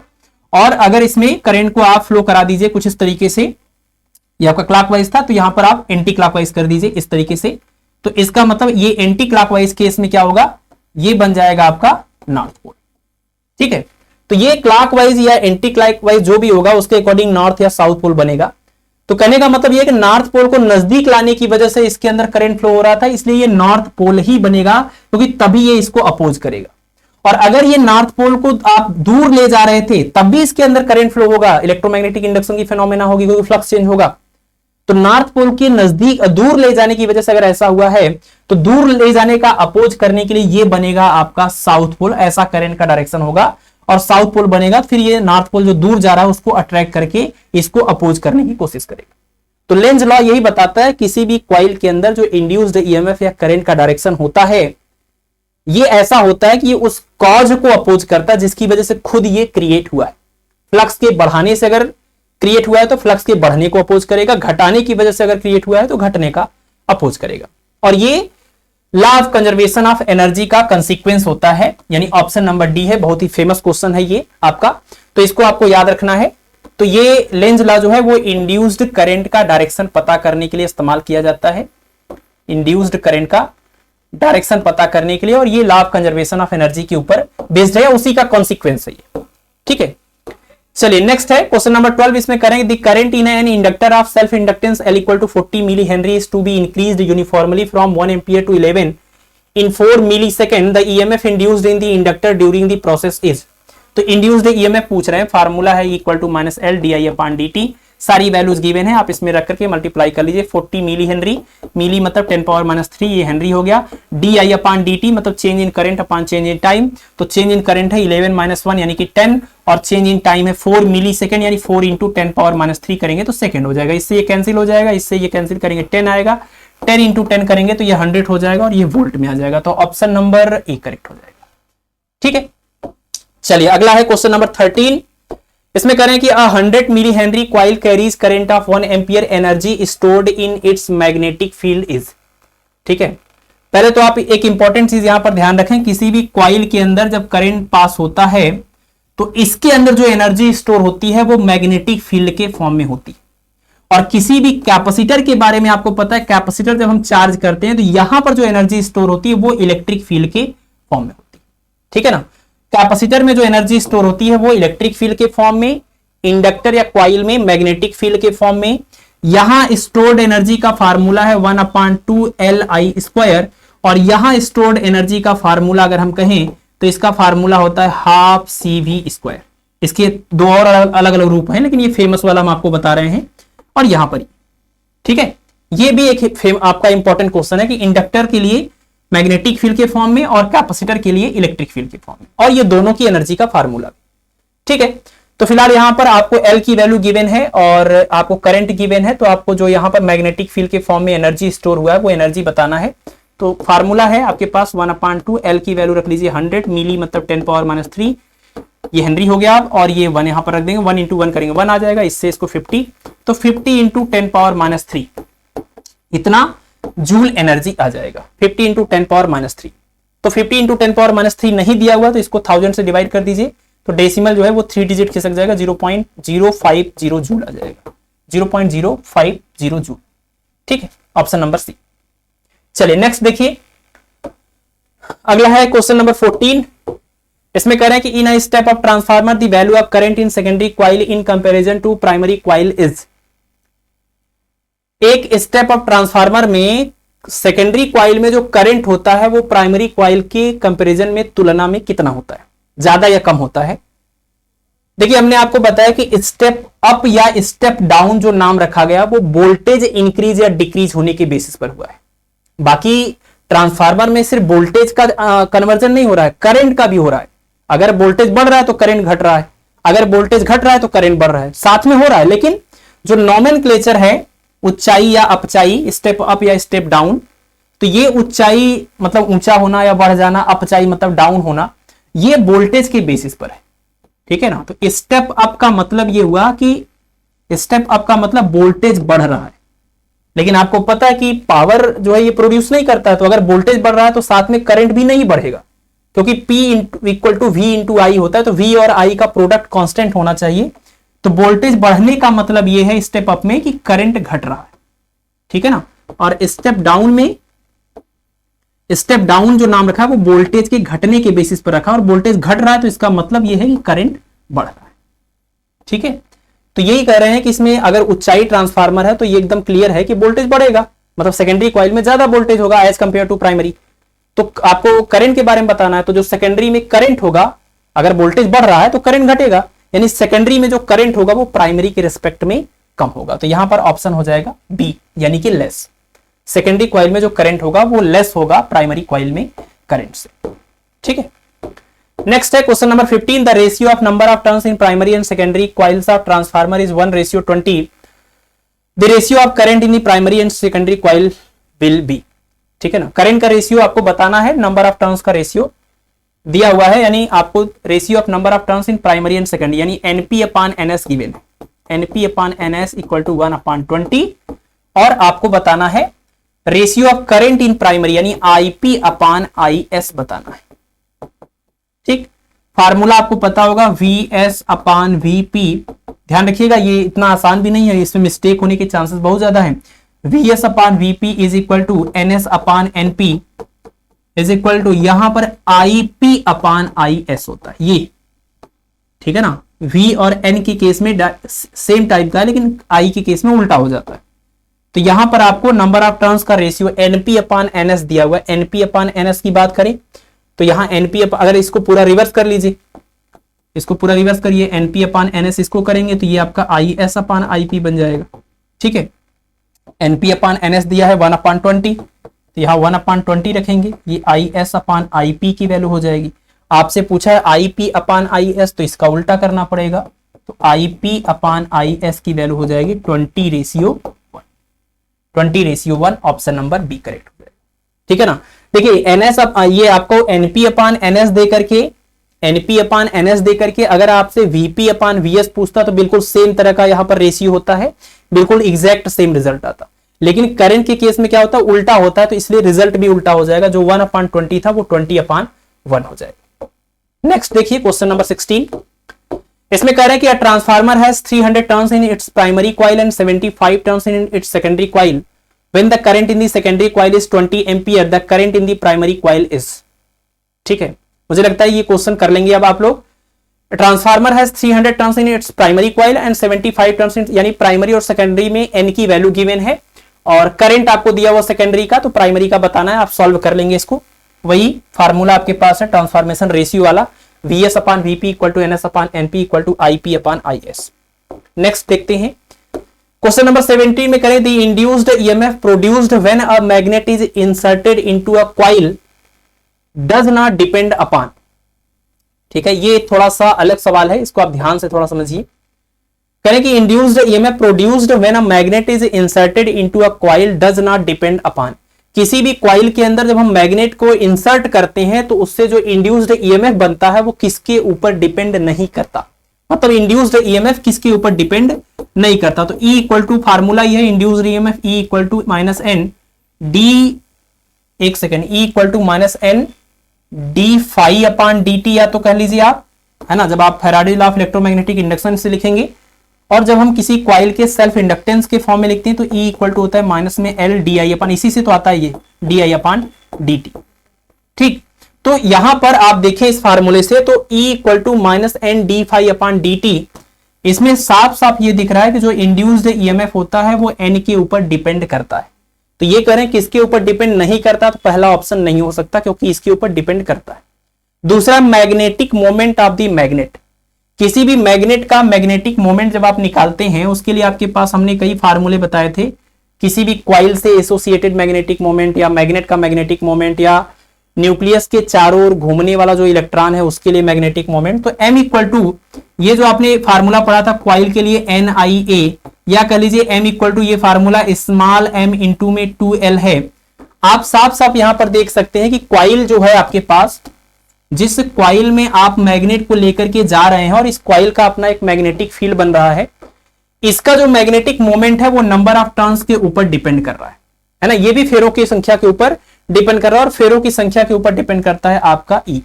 तो अगर E जो है वो N के ऊपर डिपेंड कर रहा है और N एक तरह से आपका M से एसोसिएटेड है, मैग्नेटिक मोमेंट से एसोसिएटेड है, मतलब E भी मैग्नेटिक मोमेंट से एसोसिएटेड है, डिपेंड करता है। ठीक है ना। नेक्स्ट है आपका रेजिस्टेंस ऑफ द कॉइल, तो अभी इसको छोड़ देते हैं क्योंकि यही करेक्ट आंसर है। नेक्स्ट देख लीजिए आप, speed of approach of the magnet, coil के सामने इस मैग्नेट को लाने की जो स्पीड है वो इस फार्मूले में डायरेक्टली तो नहीं है, लेकिन आपको पता है कि उसी स्पीड वाले फैक्टर पर डिपेंड करता है rate of change of magnetic flux. D phi upon D T की वैल्यू जितनी ज्यादा होगी E की वैल्यू उतनी ज्यादा या कम होगी, तो ये कम भी होगी। तो यानी जो E की वैल्यू है वो आपके इस मैग्नेट को आप कितना तेज इसके नजदीक या इससे दूर ले जा रहे हैं इसके ऊपर डिपेंड करेगा, क्योंकि जितना जल्दी से जाएंगे dt की वैल्यू उतनी कम होगी और डी फाई अपॉन dt की वैल्यू उतनी ज्यादा होगी, E की वैल्यू उतनी ज्यादा। तो जितना जल्दी से ले जाएंगे उतना ज्यादा E होगा, जितना धीरे धीरे ले जाएंगे E की वैल्यू उतनी कम हो जाएगी, है ना। तो रिलेटिव मोशन पर डिपेंड करता है, यानी स्पीड पर, टाइम वाले फैक्टर पर ये डिपेंड कर रहा है। तो इसके ऊपर भी डिपेंड करता है, इसके ऊपर भी डिपेंड करता है, इसके ऊपर भी डिपेंड करता है, लेकिन रेजिस्टेंस के ऊपर जो यहां इंड्यूस्ड ईएमएफ कॉइल के अंदर आता है वो इंड्यूस्ड ईएमएफ इस कॉइल के रेजिस्टेंस के ऊपर डिपेंड नहीं करता है। आपका कॉइल अगर ओपन है तब भी, आपका कॉइल अगर क्लोज है तब भी ईएमएफ तो बनता ही बनता है, लेकिन इस ईएमएफ की वजह से करंट बनेगा कि नहीं वो डिपेंड करता है कि कॉइल आपका ओपन है कि क्लोज है। अगर आपका ये कॉइल क्लोज है तो इसमें इंड्यूस्ड करंट भी फ्लो होगा, लेकिन अगर ये ओपन है तो इंड्यूस्ड करंट नहीं बनेगा, लेकिन इंड्यूस्ड ईएमएफ अभी भी बनेगा। ध्यान रखिएगा, ये एक इंपॉर्टेंट सवाल है। अगर कॉइल आपका क्लोज नहीं है तब भी इंड्यूस्ड ईएमएफ है लेकिन करंट नहीं, और क्लोज है तो ईएमएफ है और उसकी वजह से फिर करंट भी बनेगा। सर्किट कंप्लीट है तो करंट भी फ्लो होगा। तो ये चीज आपको ध्यान रखना है। तो इंड्यूस्ड ईएमएफ का इसके रेजिस्टेंस से कोई लेना देना नहीं। और आपको पता है जब ये कॉइल आपका ओपन है, ओपन कॉइल का रेजिस्टेंस हम इनफाइनाइट मानते हैं, और अगर कोई सर्किट ये क्लोज्ड है, कंप्लीट सर्किट है, तो कोई ना कोई फाइनाइट वैल्यू होगी।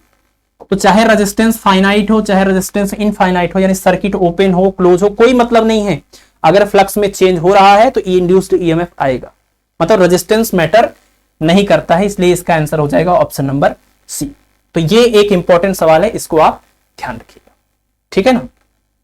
चलिए, अच्छा एक चीज यहां पर देखिए, ये हमने शायद इस कॉइल के मैग्नेटिक मोमेंट से जोड़ दिया। अगर हम मैग्नेट के भी मैग्नेटिक मोमेंट की बात करें तो इसका फार्मूला स्मॉल m इंटू में 2L होता है।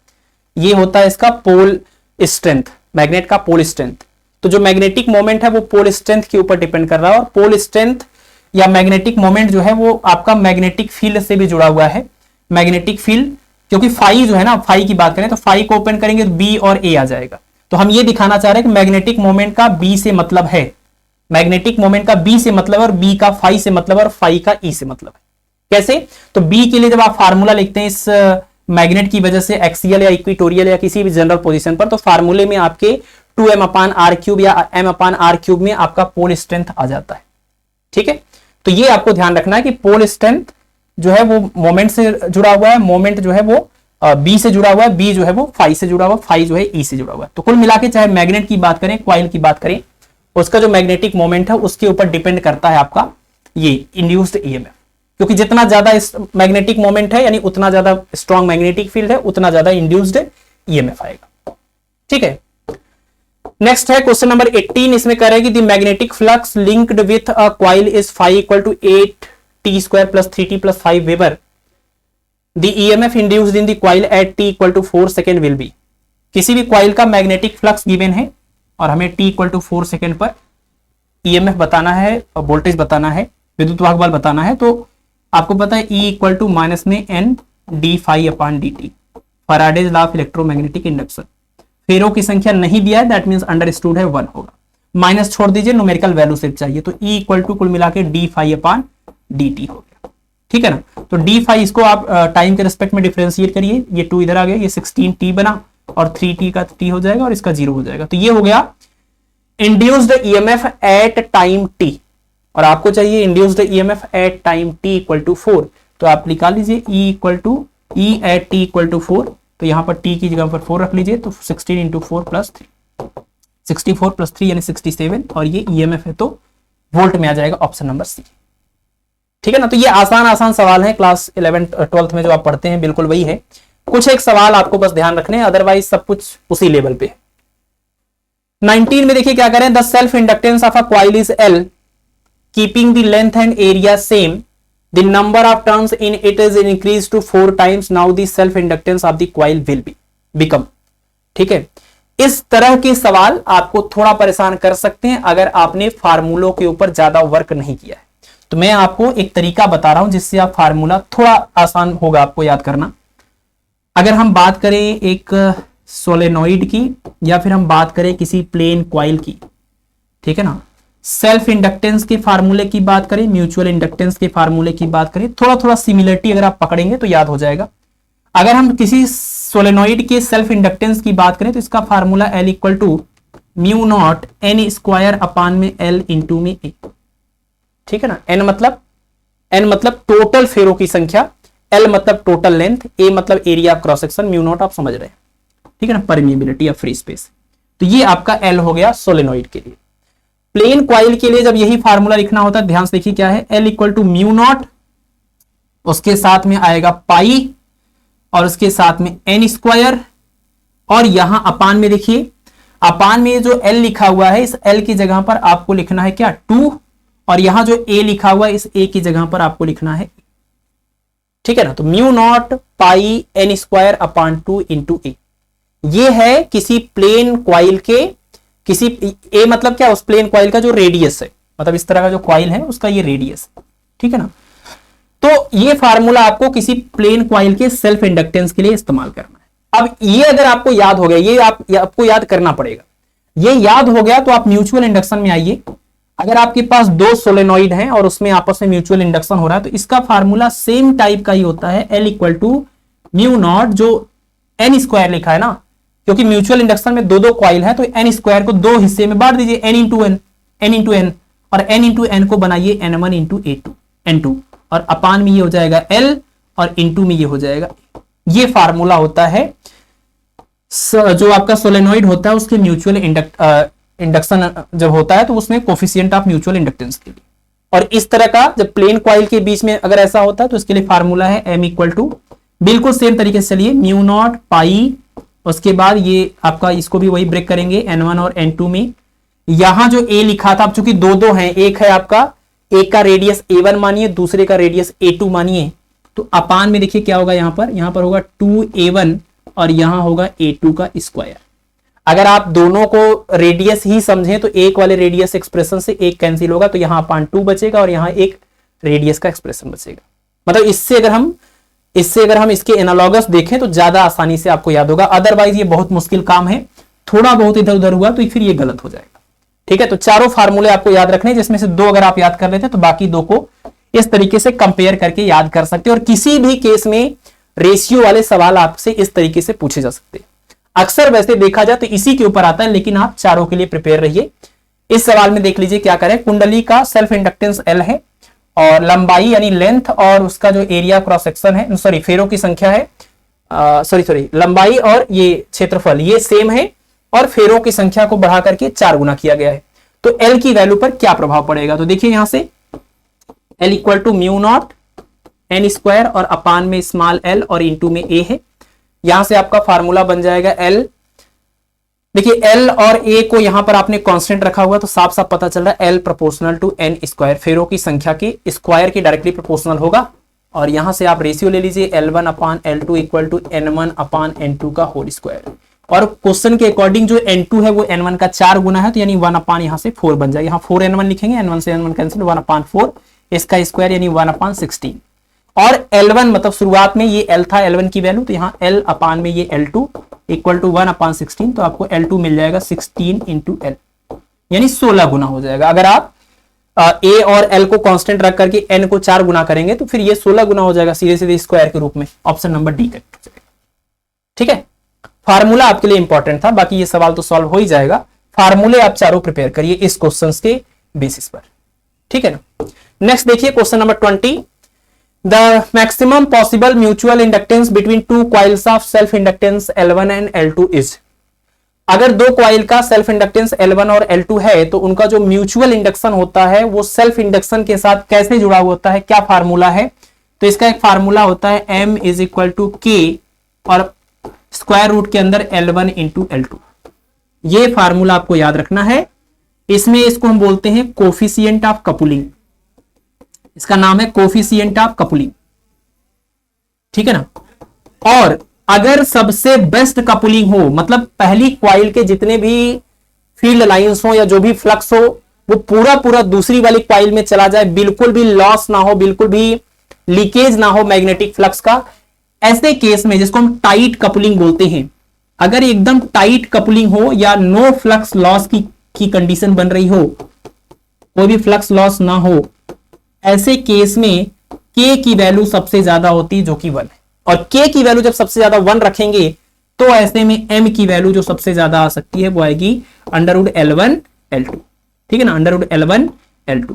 और दूसरा, इसके अलावा बाकी किसी भी केस में कोफिशिएंट ऑफ कपुलिंग जो K है उसकी वैल्यू 1 और 0 के बीच में होती है, ठीक है ना। इस तरह के केस में 1, अदरवाइज बाकी सभी केस में लेस देन 1 ग्रेटर देन 0।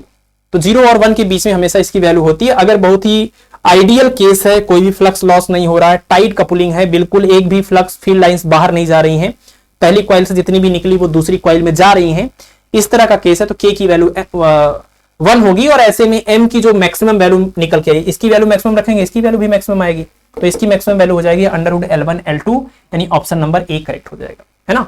तो यहां से 2 सवाल हो गए, एक तो M की वैल्यू जो पूछ लिया इन्होंने, सिंपल सी चीज है। उससे भी ज्यादा इंपॉर्टेंट ये है कि K की वैल्यू 1 कब होती, ठीक है, या मैक्सिमम वैल्यू कितनी होती।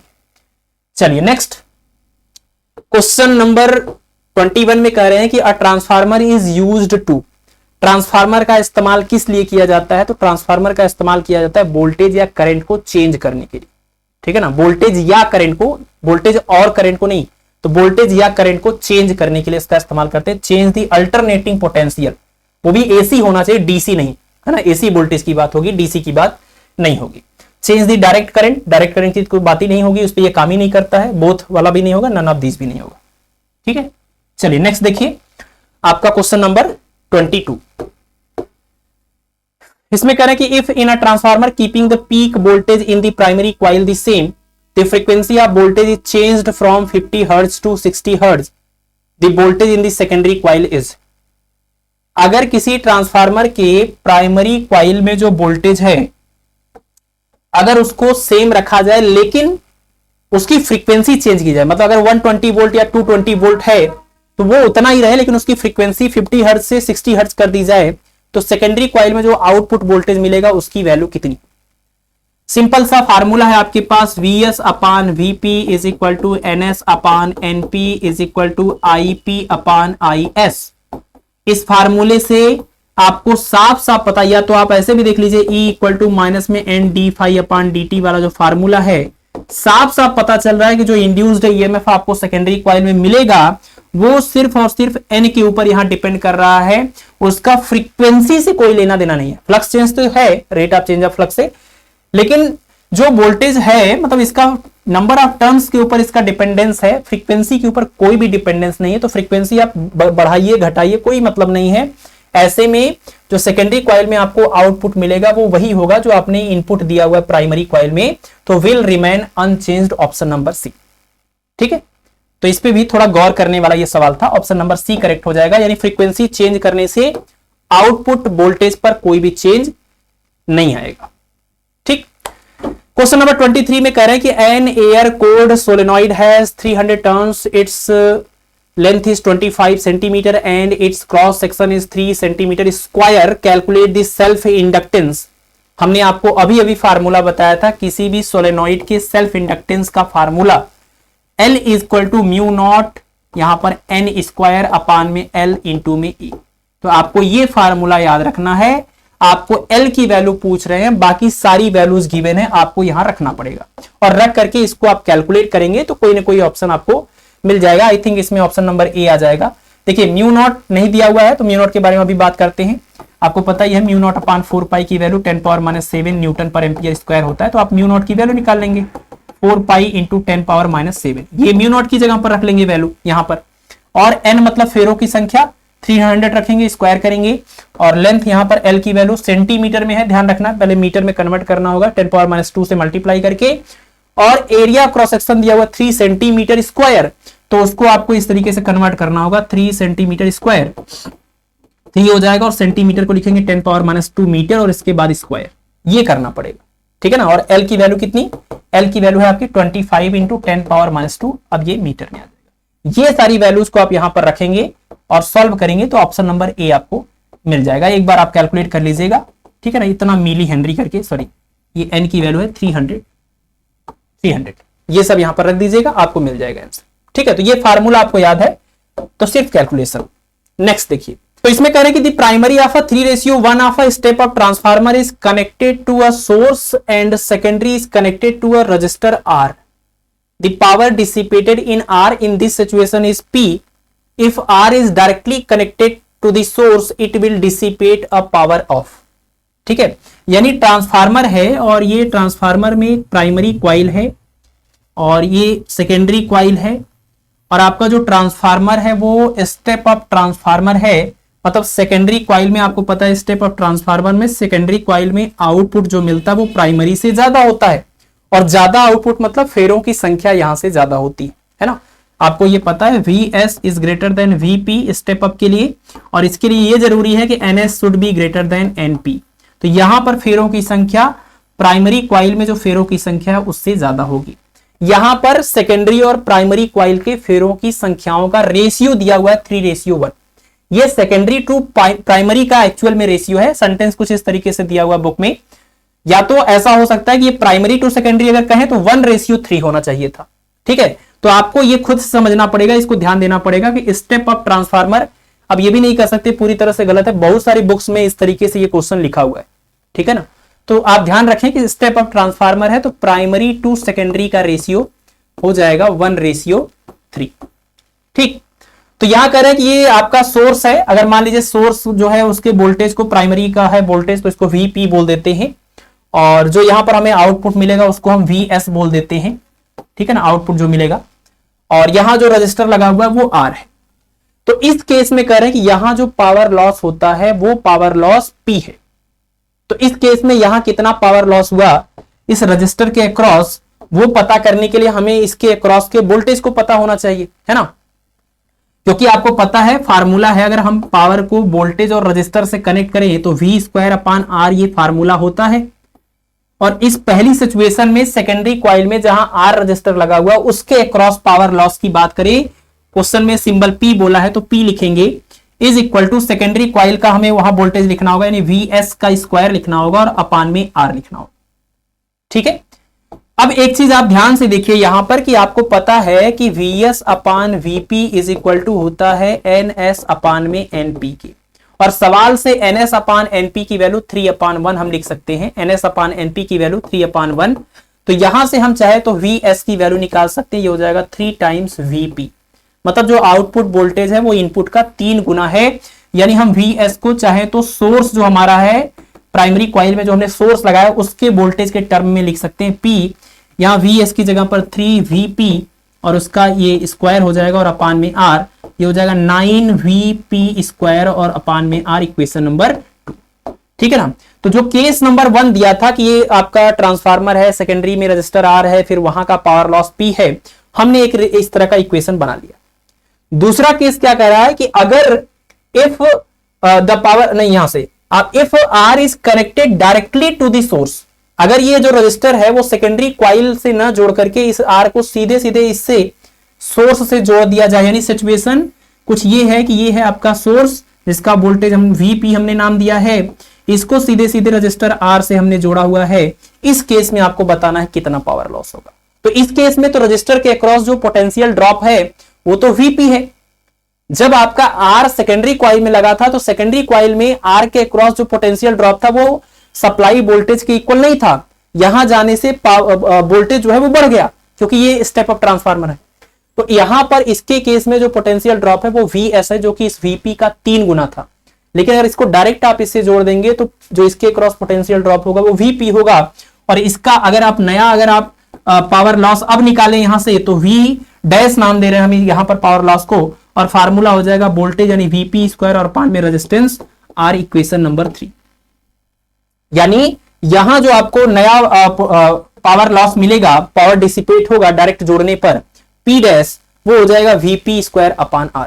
तो यहां से हम VP स्क्वायर अपान R की वैल्यू निकालें तो P अपान 9 आ जाएगा, यानी VP स्क्वायर अपान R की वैल्यू हम रखेंगे P अपान 9, तो P डैश इक्वल टू हो जाएगा P अपान 9। मतलब डायरेक्ट जोड़ने पर जो पावर डिसिपेट होगा वो पहले जब आपने इनडायरेक्टली इससे आपने इसको जोड़ा हुआ था उसके रिस्पेक्ट में 1/9 टाइम्स हो जाएगा, 1/9 गुना हो जाएगा।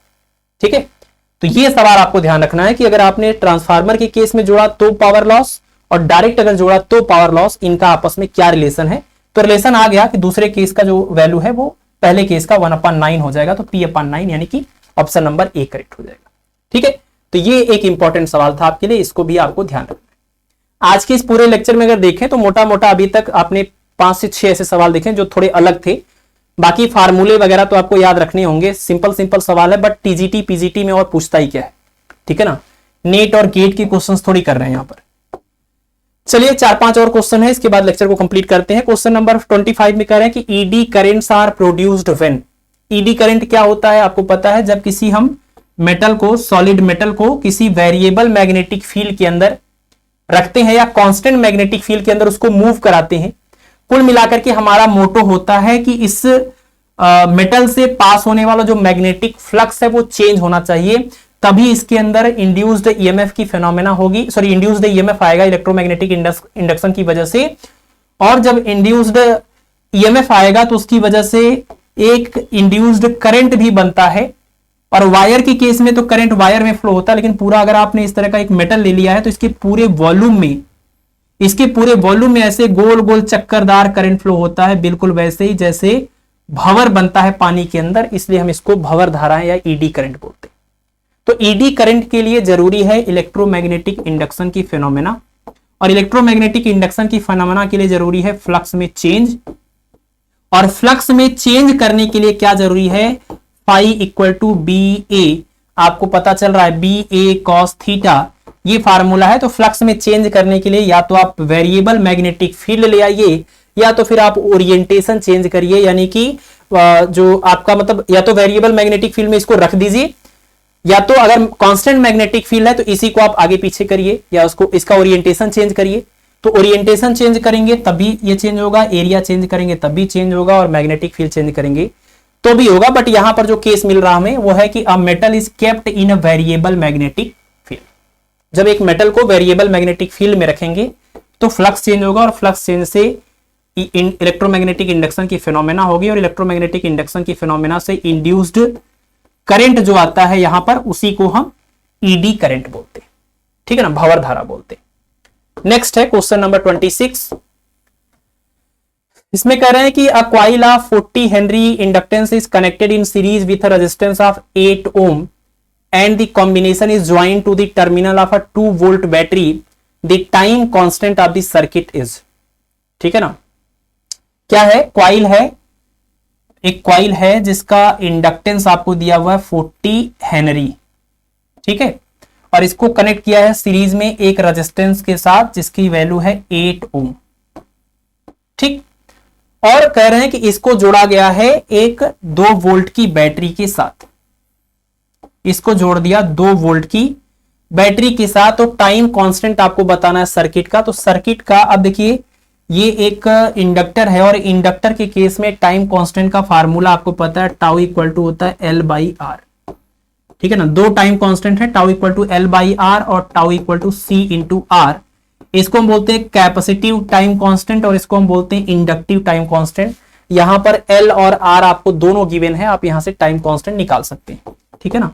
L की वैल्यू है आपके 40 हेनरी और R की वैल्यू है 8 ओम, ये आ जाएगा 5 और टाइम कांस्टेंट है, इसका यूनिट हो जाएगा टाइम वाला यूनिट यानी कि 5 second. Option number A correct हो जाएगा, ठीक। तो इसको आपको फार्मूले को ध्यान रखना था। नेक्स्ट सवाल देखिए, क्वेश्चन नंबर आपका 27। A small piece of wire is passed through the gap between the poles of a magnet in 0.1 second and an EMF of 4 into 10 power minus 8 volt is induced in the wire. The magnetic flux between the poles is, ठीक है ना। आपको magnetic flux बताना है, coil का magnetic flux बताना है। और क्या हुआ कि कॉइल को एक मैग्नेट के बीच से गुजारा गया है 0.1 सेकेंड के अंदर, और जब कॉइल को आपने मैग्नेट के बीच से गुजारा तो उस कॉइल का फ्लक्स चेंज हुआ होगा, चेंज होने की वजह से कुछ इंड्यूस्ड ईएमएफ आया हुआ है। तो आपको इंड्यूस्ड ईएमएफ ई की वैल्यू गिवन है, आपको टाइम में एक तरह से जो चेंज कर लीजिए dt या डेल्टा टी वो दिया हुआ है, और आपको फ्लक्स पूछ रहे हैं, फ्लक्स या कर लीजिए फ्लक्स में चेंज कर लीजिए, क्योंकि इनिशियल फ्लक्स 0 रहा होगा और बाद में चेंज होने के बाद जो हुआ तो चेंज इन फ्लक्स या फाइनल फ्लक्स सेम ही हुआ, ठीक है। तो आपको d5 पूछ रहे हैं, तो E इक्वल टू माइनस में n d5 अपॉन dt, फेरों की संख्या से यहां कोई मतलब नहीं यानी 1 है। E की वैल्यू रख लीजिए आप 4 इंटू 10 पावर माइनस 8, और फ्लक्स में चेंज आपको पता करना है, और टाइम जो लगा है वो 0.1 सेकेंड है। तो 0.1 सेकेंड मतलब 10 power minus 1 second, 10 power minus 1 को इससे मल्टीप्लाई करेंगे तो 10 पावर ये माइनस 8 और माइनस 1 माइनस 9 बन जाएगा। इतना d5 की वैल्यू हो जाएगी, फ्लक्स में चेंज हो जाएगा, या कह लीजिए final flux minus initial flux हो जाएगा, और इनिशियल फ्लक्स 0 था तो यही फाइनल फ्लक्स भी हो जाएगा 4 इंटू 10 पावर 9, और फ्लक्स जो है मैग्नेटिक फ्लक्स का यूनिट वेबर होता है, ठीक है। तो वेबर में आ जाएगा 4 इंटू 10 पावर माइनस 9, ठीक है। नेक्स्ट है question number 28। A metallic ring with a cut is held horizontally and a magnet is allowed to fall vertically through the ring, ठीक है। इसको भी ध्यान रखिए, एक मेटेलिक रिंग है इस तरीके से, लेकिन बीच में करें कट लगा हुआ है, मतलब बीच में से एकदम कट गया थोड़ा सा, पूरा प्रॉपर, और ये हॉरिजॉन्टली ऐसे रखा हुआ है, और वर्टिकली यहां पर इसमें एक ऐसे मैग्नेट को गिराया जाता है। तो कह रहे हैं कि then the acceleration of the magnet is, देखिए अगर आप मैग्नेट को इसमें से गिराएंगे और ये एक कंप्लीट सर्किट होगा, प्रॉपर एक वायर होगा, क्लोज्ड सर्किट होगा, तो क्या होगा, इस मैग्नेट को इससे नजदीक ले आने या इससे ऊपर ले जाने पर इसका फ्लक्स चेंज होगा, फ्लक्स चेंज होने से इलेक्ट्रोमैग्नेटिक इंडक्शन होगा, इंड्यूस्ड ईएमएफ आएगा, और सर्किट अगर प्रॉपर कंप्लीट है तो इंड्यूस्ड ईएमएफ की वजह से इंड्यूस्ड करंट भी बनेगा। और लेंज लॉ के अकॉर्डिंग इंड्यूस्ड करंट या इंड्यूस्ड ईएमएफ का डायरेक्शन ऐसा होता है कि ये उस कॉज को अपोज करता है जिसकी वजह से ये खुद क्रिएट हुआ था। तो मैग्नेट को नीचे गिराने की वजह से अगर इंड्यूस्ड करंट आया है तो इंड्यूस्ड करंट इसके नीचे आने को अपोज करेगा, मतलब एक तरह से रिपेल करेगा, ये है ना, लेंज लॉ के अकॉर्डिंग। तो ऐसे में अगर ये सर्किट पूरा प्रॉपर कंप्लीट होता, क्लोज होता, तब तो ये बात होती कि ये नीचे गिर रहा होता और इसमें करंट का डायरेक्शन ऐसा होता कि ये इसको अपोज कर रहा होता, यानी एक तरह से इसको रिपेल कर रहा होता। तो इसका नीचे गिरने वाला जो एक्सीलरेशन होता वो फ्री एक्सीलरेशन जो होता है फ्री फॉल के लिए जी के इक्वल उससे थोड़ा कम होता, क्योंकि थोड़ा थोड़ा ऊपर की तरफ रिपल्सन काम करता। लेकिन यहां पर बीच में करें कट लगा हुआ, बहुत छोटा सा लिखा हुआ है, और इसी से पूरा ये क्वेश्चन अलग हो गया। छोटा सा इसमें कट लगा हुआ है, इसका मतलब कि ये सर्किट पूरा कंप्लीट नहीं है, क्लोज नहीं। अगर क्लोज नहीं है तो फ्लक्स चेंज की वजह से इंड्यूस्ड ईएमएफ तो आएगा लेकिन करंट नहीं फ्लो होगा, और अगर करंट नहीं फ्लो होगा तो ये नॉर्थ पोल या साउथ पोल जैसा बिहेव भी नहीं करेगा। हमने अभी अभी आपको बताया था क्लॉकवाइज या एंटी क्लॉकवाइज के बेसिस पर ये कॉइल आपका नॉर्थ पोल या साउथ पोल की तरह बिहेव करता है, और इसका जो हिस्सा सामने आ रहा होगा वो भी या तो नॉर्थ पोल होगा या तो साउथ पोल होगा। तो अगर ये कंप्लीट होता और ये नॉर्थ पोल नजदीक आ रहा होता तो ये नॉर्थ पोल बन के रिपेल करता। अगर ये साउथ पोल होता तो ये साउथ पोल बन के रिपल करता, लेकिन ये कंप्लीट ही नहीं है, बीच में कट लगा हुआ है तो करंट फ्लो ही नहीं होगा, ये कोई भी नॉर्थ पोल या साउथ पोल जैसा बिहेव नहीं करेगा, यानी कोई भी करंट फ्लो नहीं होगा यहां पर। तो इस वजह से ये बिल्कुल फ्री फॉल करेगा, और बिल्कुल फ्री फॉल करेगा तो इसका जो एक्सेलरेशन होगा वो a इक्वल टू जी के इक्वल होगा, ठीक है ना, a इक्वल टू जी के इक्वल होगा, ऑप्शन नंबर ए करेक्ट होगा। लेकिन ध्यान रखिए अगर इसमें प्रॉपर करंट फ्लो होता तो एक जो भी ये नॉर्थ पोल अगर होता तो ये नॉर्थ पोल बन जाता, और नॉर्थ पोल अगर ये बन जाता तो इसको नीचे आने के लिए थोड़ा अपोज करता, तो इसके नीचे गिरने का जो एक्सीलरेशन होता वो जी से थोड़ा सा कम हो जाता। ध्यान रखना है, सर्किट कंप्लीट भी दिया जा सकता है और एक कट के साथ दिया जा सकता है। तो ये कट के साथ दिया हुआ था इसलिए कोई चेंज नहीं होगा, सेम रहेगा। और अगर ये कंप्लीट सर्किट होता तो ए जो है वो जी से लेस हो जाता, ए लेस देन जी, ठीक। तो ये सिचुएशन आपको ध्यान रखना है। चलिए नेक्स्ट क्वेश्चन नंबर 29, और इसके बाद सिर्फ एक क्वेश्चन और है। इसमें कह रहे हैं कि एन इंडक्टर में स्टोर एनर्जी इन, हमने शुरुआत में ही बता दिया कि इंडक्टर में एनर्जी मैग्नेटिक फील्ड के फॉर्म में 1/2 Li², और कैपेसिटर में एनर्जी इलेक्ट्रिक फील्ड के फॉर्म में 1/2 CV²। तो यहां पर इस क्वेश्चन का आंसर हो जाएगा option number C, magnetic field के फॉर्म, ठीक है। चलिए अब आज की इस क्लास का लास्ट क्वेश्चन, और ये भी एक थोड़ा इंपॉर्टेंट क्वेश्चन है तो हम बता ही देते क्योंकि इस तरह का कोई क्वेश्चन पीछे था नहीं, अदरवाइज ये आपको होमवर्क देते। इसमें कह रहा है कि a circuit has a self inductance of 1 Henry and carried a current of 2 ampere. Circuit है, कॉइल है, इंडक्टर है, उसका इंडक्टेंस दिया हुआ है, उसमें करंट दिया हुआ है। To prevent the sparking when the circuit is switched off, a capacitor which can withstand 400 volt is used. ठीक है ना, जिस सर्किट की बात हो रही है, जो भी उसमें और इंस्ट्रूमेंट वगैरह लगे होंगे, उसमें एक कैपेसिटर लगा हुआ है। करें कि जब उसको स्विच ऑफ करते हैं तो उसमें स्पार्कलिंग ना हो, चिंगारी ना निकले या एनर्जी लॉस ना हो, उसके लिए हमने एक कैपेसिटर लगाया है। जो कैपेसिटर 400 वोल्ट तक वो अपने वोल्टेज को सेफ्टी के साथ इंक्रीज कर सकता है, मतलब उतने वोल्ट तक हम उसको चार्ज कर सकते हैं। The least capacitance of the capacitor connected across the switch must be equal to. तो कैपेसिटर की कैपेसिटेंस कितनी होनी चाहिए कि स्पार्कलिंग ना हो। देखिए, स्पार्कलिंग ना होने का मतलब जो भी उस इंडक्टर के अंदर या कॉइल के अंदर एनर्जी आपने स्टोर किया था, करंट के फ्लो होने की वजह से जो इलेक्ट्रिकल एनर्जी थी, स्पार्कलिंग ना होने का मतलब उस एनर्जी का कोई भी हिस्सा हीट के फॉर्म में, लाइट के फॉर्म में लॉस ना हो। यानी अब उसके लिए आपने कैपेसिटर लगा दिया, यानी कि जितनी भी स्विच ऑफ करने के बाद जितनी भी उसके अंदर एनर्जी है, वो एनर्जी स्पार्कलिंग ना होकर के वो एनर्जी इलेक्ट्रिक फील्ड के फॉर्म में कैपेसिटर के अंदर स्टोर हो जाएगा, तो स्पार्कलिंग बिल्कुल भी नहीं होगा। यानी ये law of conservation of energy का प्रॉब्लम है कि इंडक्टर की जो पूरी एनर्जी है वो कैपेसिटर के अंदर स्टोर हो जाए, बस ये चीज आपको करना पड़ेगा, तो स्पार्कलिंग नहीं होगा। ठीक है, बस अब इसके बाद कुछ करना नहीं है, आप इसको आराम से सॉल्व कर लीजिए। यहां पर L की वैल्यू क्वेश्चन में दिया हुआ है 1 हेनरी और करंट दिया हुआ है 2 एम्पियर, तो 2 × 2 किया, और C हमें बताना है, और V जो है वो 400 वोल्ट तक हम उसको चार्ज कर सकते हैं सेफ्टी के साथ, मतलब बिना लीकेज हुए। तो बस यहां से देखिए ये 2 × 2 4 है, तो इसको आपने इसके डिवाइड कर दिया तो कितना हो जाएगा, ये आपका 100 हो जाएगा। ये पूरा डिवाइड करेंगे तो 1 अपॉन ये आपका 400 और इनटू में ये 100 इज इक्वल टू C, और इसको आप क्या लिख सकते हैं 1 अपॉन 4 × 10 पावर 4, इसको लिख सकते हैं 1 अपॉन 4 × 10 पावर -4। इसको डिवाइड करेंगे तो 0.25 × 10 पावर -4, और 0.25 को हम 25 × 10 पावर -2 लिखेंगे, 10 पावर -4 ये है, तो ये 25 × 10 पावर -6 होगा। और ये कैपेसिटर हम निकाल रहे हैं, तो ये कैपेसिटेंस निकाल रहे हैं तो फैरेड में होगा, और 10 पावर -6 फैरेड को माइक्रो फैरेड बोलते हैं, यानी C की वैल्यू आ जाएगी 25 माइक्रो फैरेड। यानी जो कैपेसिटर आप लगाएंगे अगर उसका कैपेसिटेंस हुआ 25 माइक्रो फैरेड, तो ऐसे केस में बिल्कुल भी स्पार्कलिंग नहीं होगा स्विच ऑफ करने के बाद। ठीक है, तो ये था ये सवाल, मतलब काफी इंपॉर्टेंट सवाल था ये। कुल मिलाकर के आज के इस लेक्चर को अगर देखें तो 8 से 9 सवाल आपके लिए स्पेशल है, बाकी सब नॉर्मल है, कॉमन है, जो आप सबको पता होता है, बट एग्जाम में आए हुए थे तो हमें वो सारे क्वेश्चन आपको प्रेजेंट करने थे कि देख लीजिए इस तरह के क्वेश्चन एग्जाम में आते हैं, और ये फार्मूले को थोड़ा पर्टिकुलरली आप प्रेशर देकर के इसको आप याद कर लीजिए। ठीक है ना, फोकस करके। ठीक, तो बस आज के लिए इतना ही, और आपका मास्टर बैच 2.0 का lecture number 43 electromagnetic induction complete हो गया। अब हम आपसे मिलेंगे नेक्स्ट लेक्चर में, जिसमें हम डिस्कस करेंगे अल्टरनेटिंग करंट। ठीक है ना। इस तरीके से पूरे 50 लेक्चर आपके आएंगे मास्टर बैच 2.0 में, उसके बाद आपका सिलेबस कंप्लीट हो जाएगा। ठीक है, फिर आज के लिए इतना ही, बाकी आप लोग पढ़ाई करते हैं और अपना ख्याल रखें। Thank you.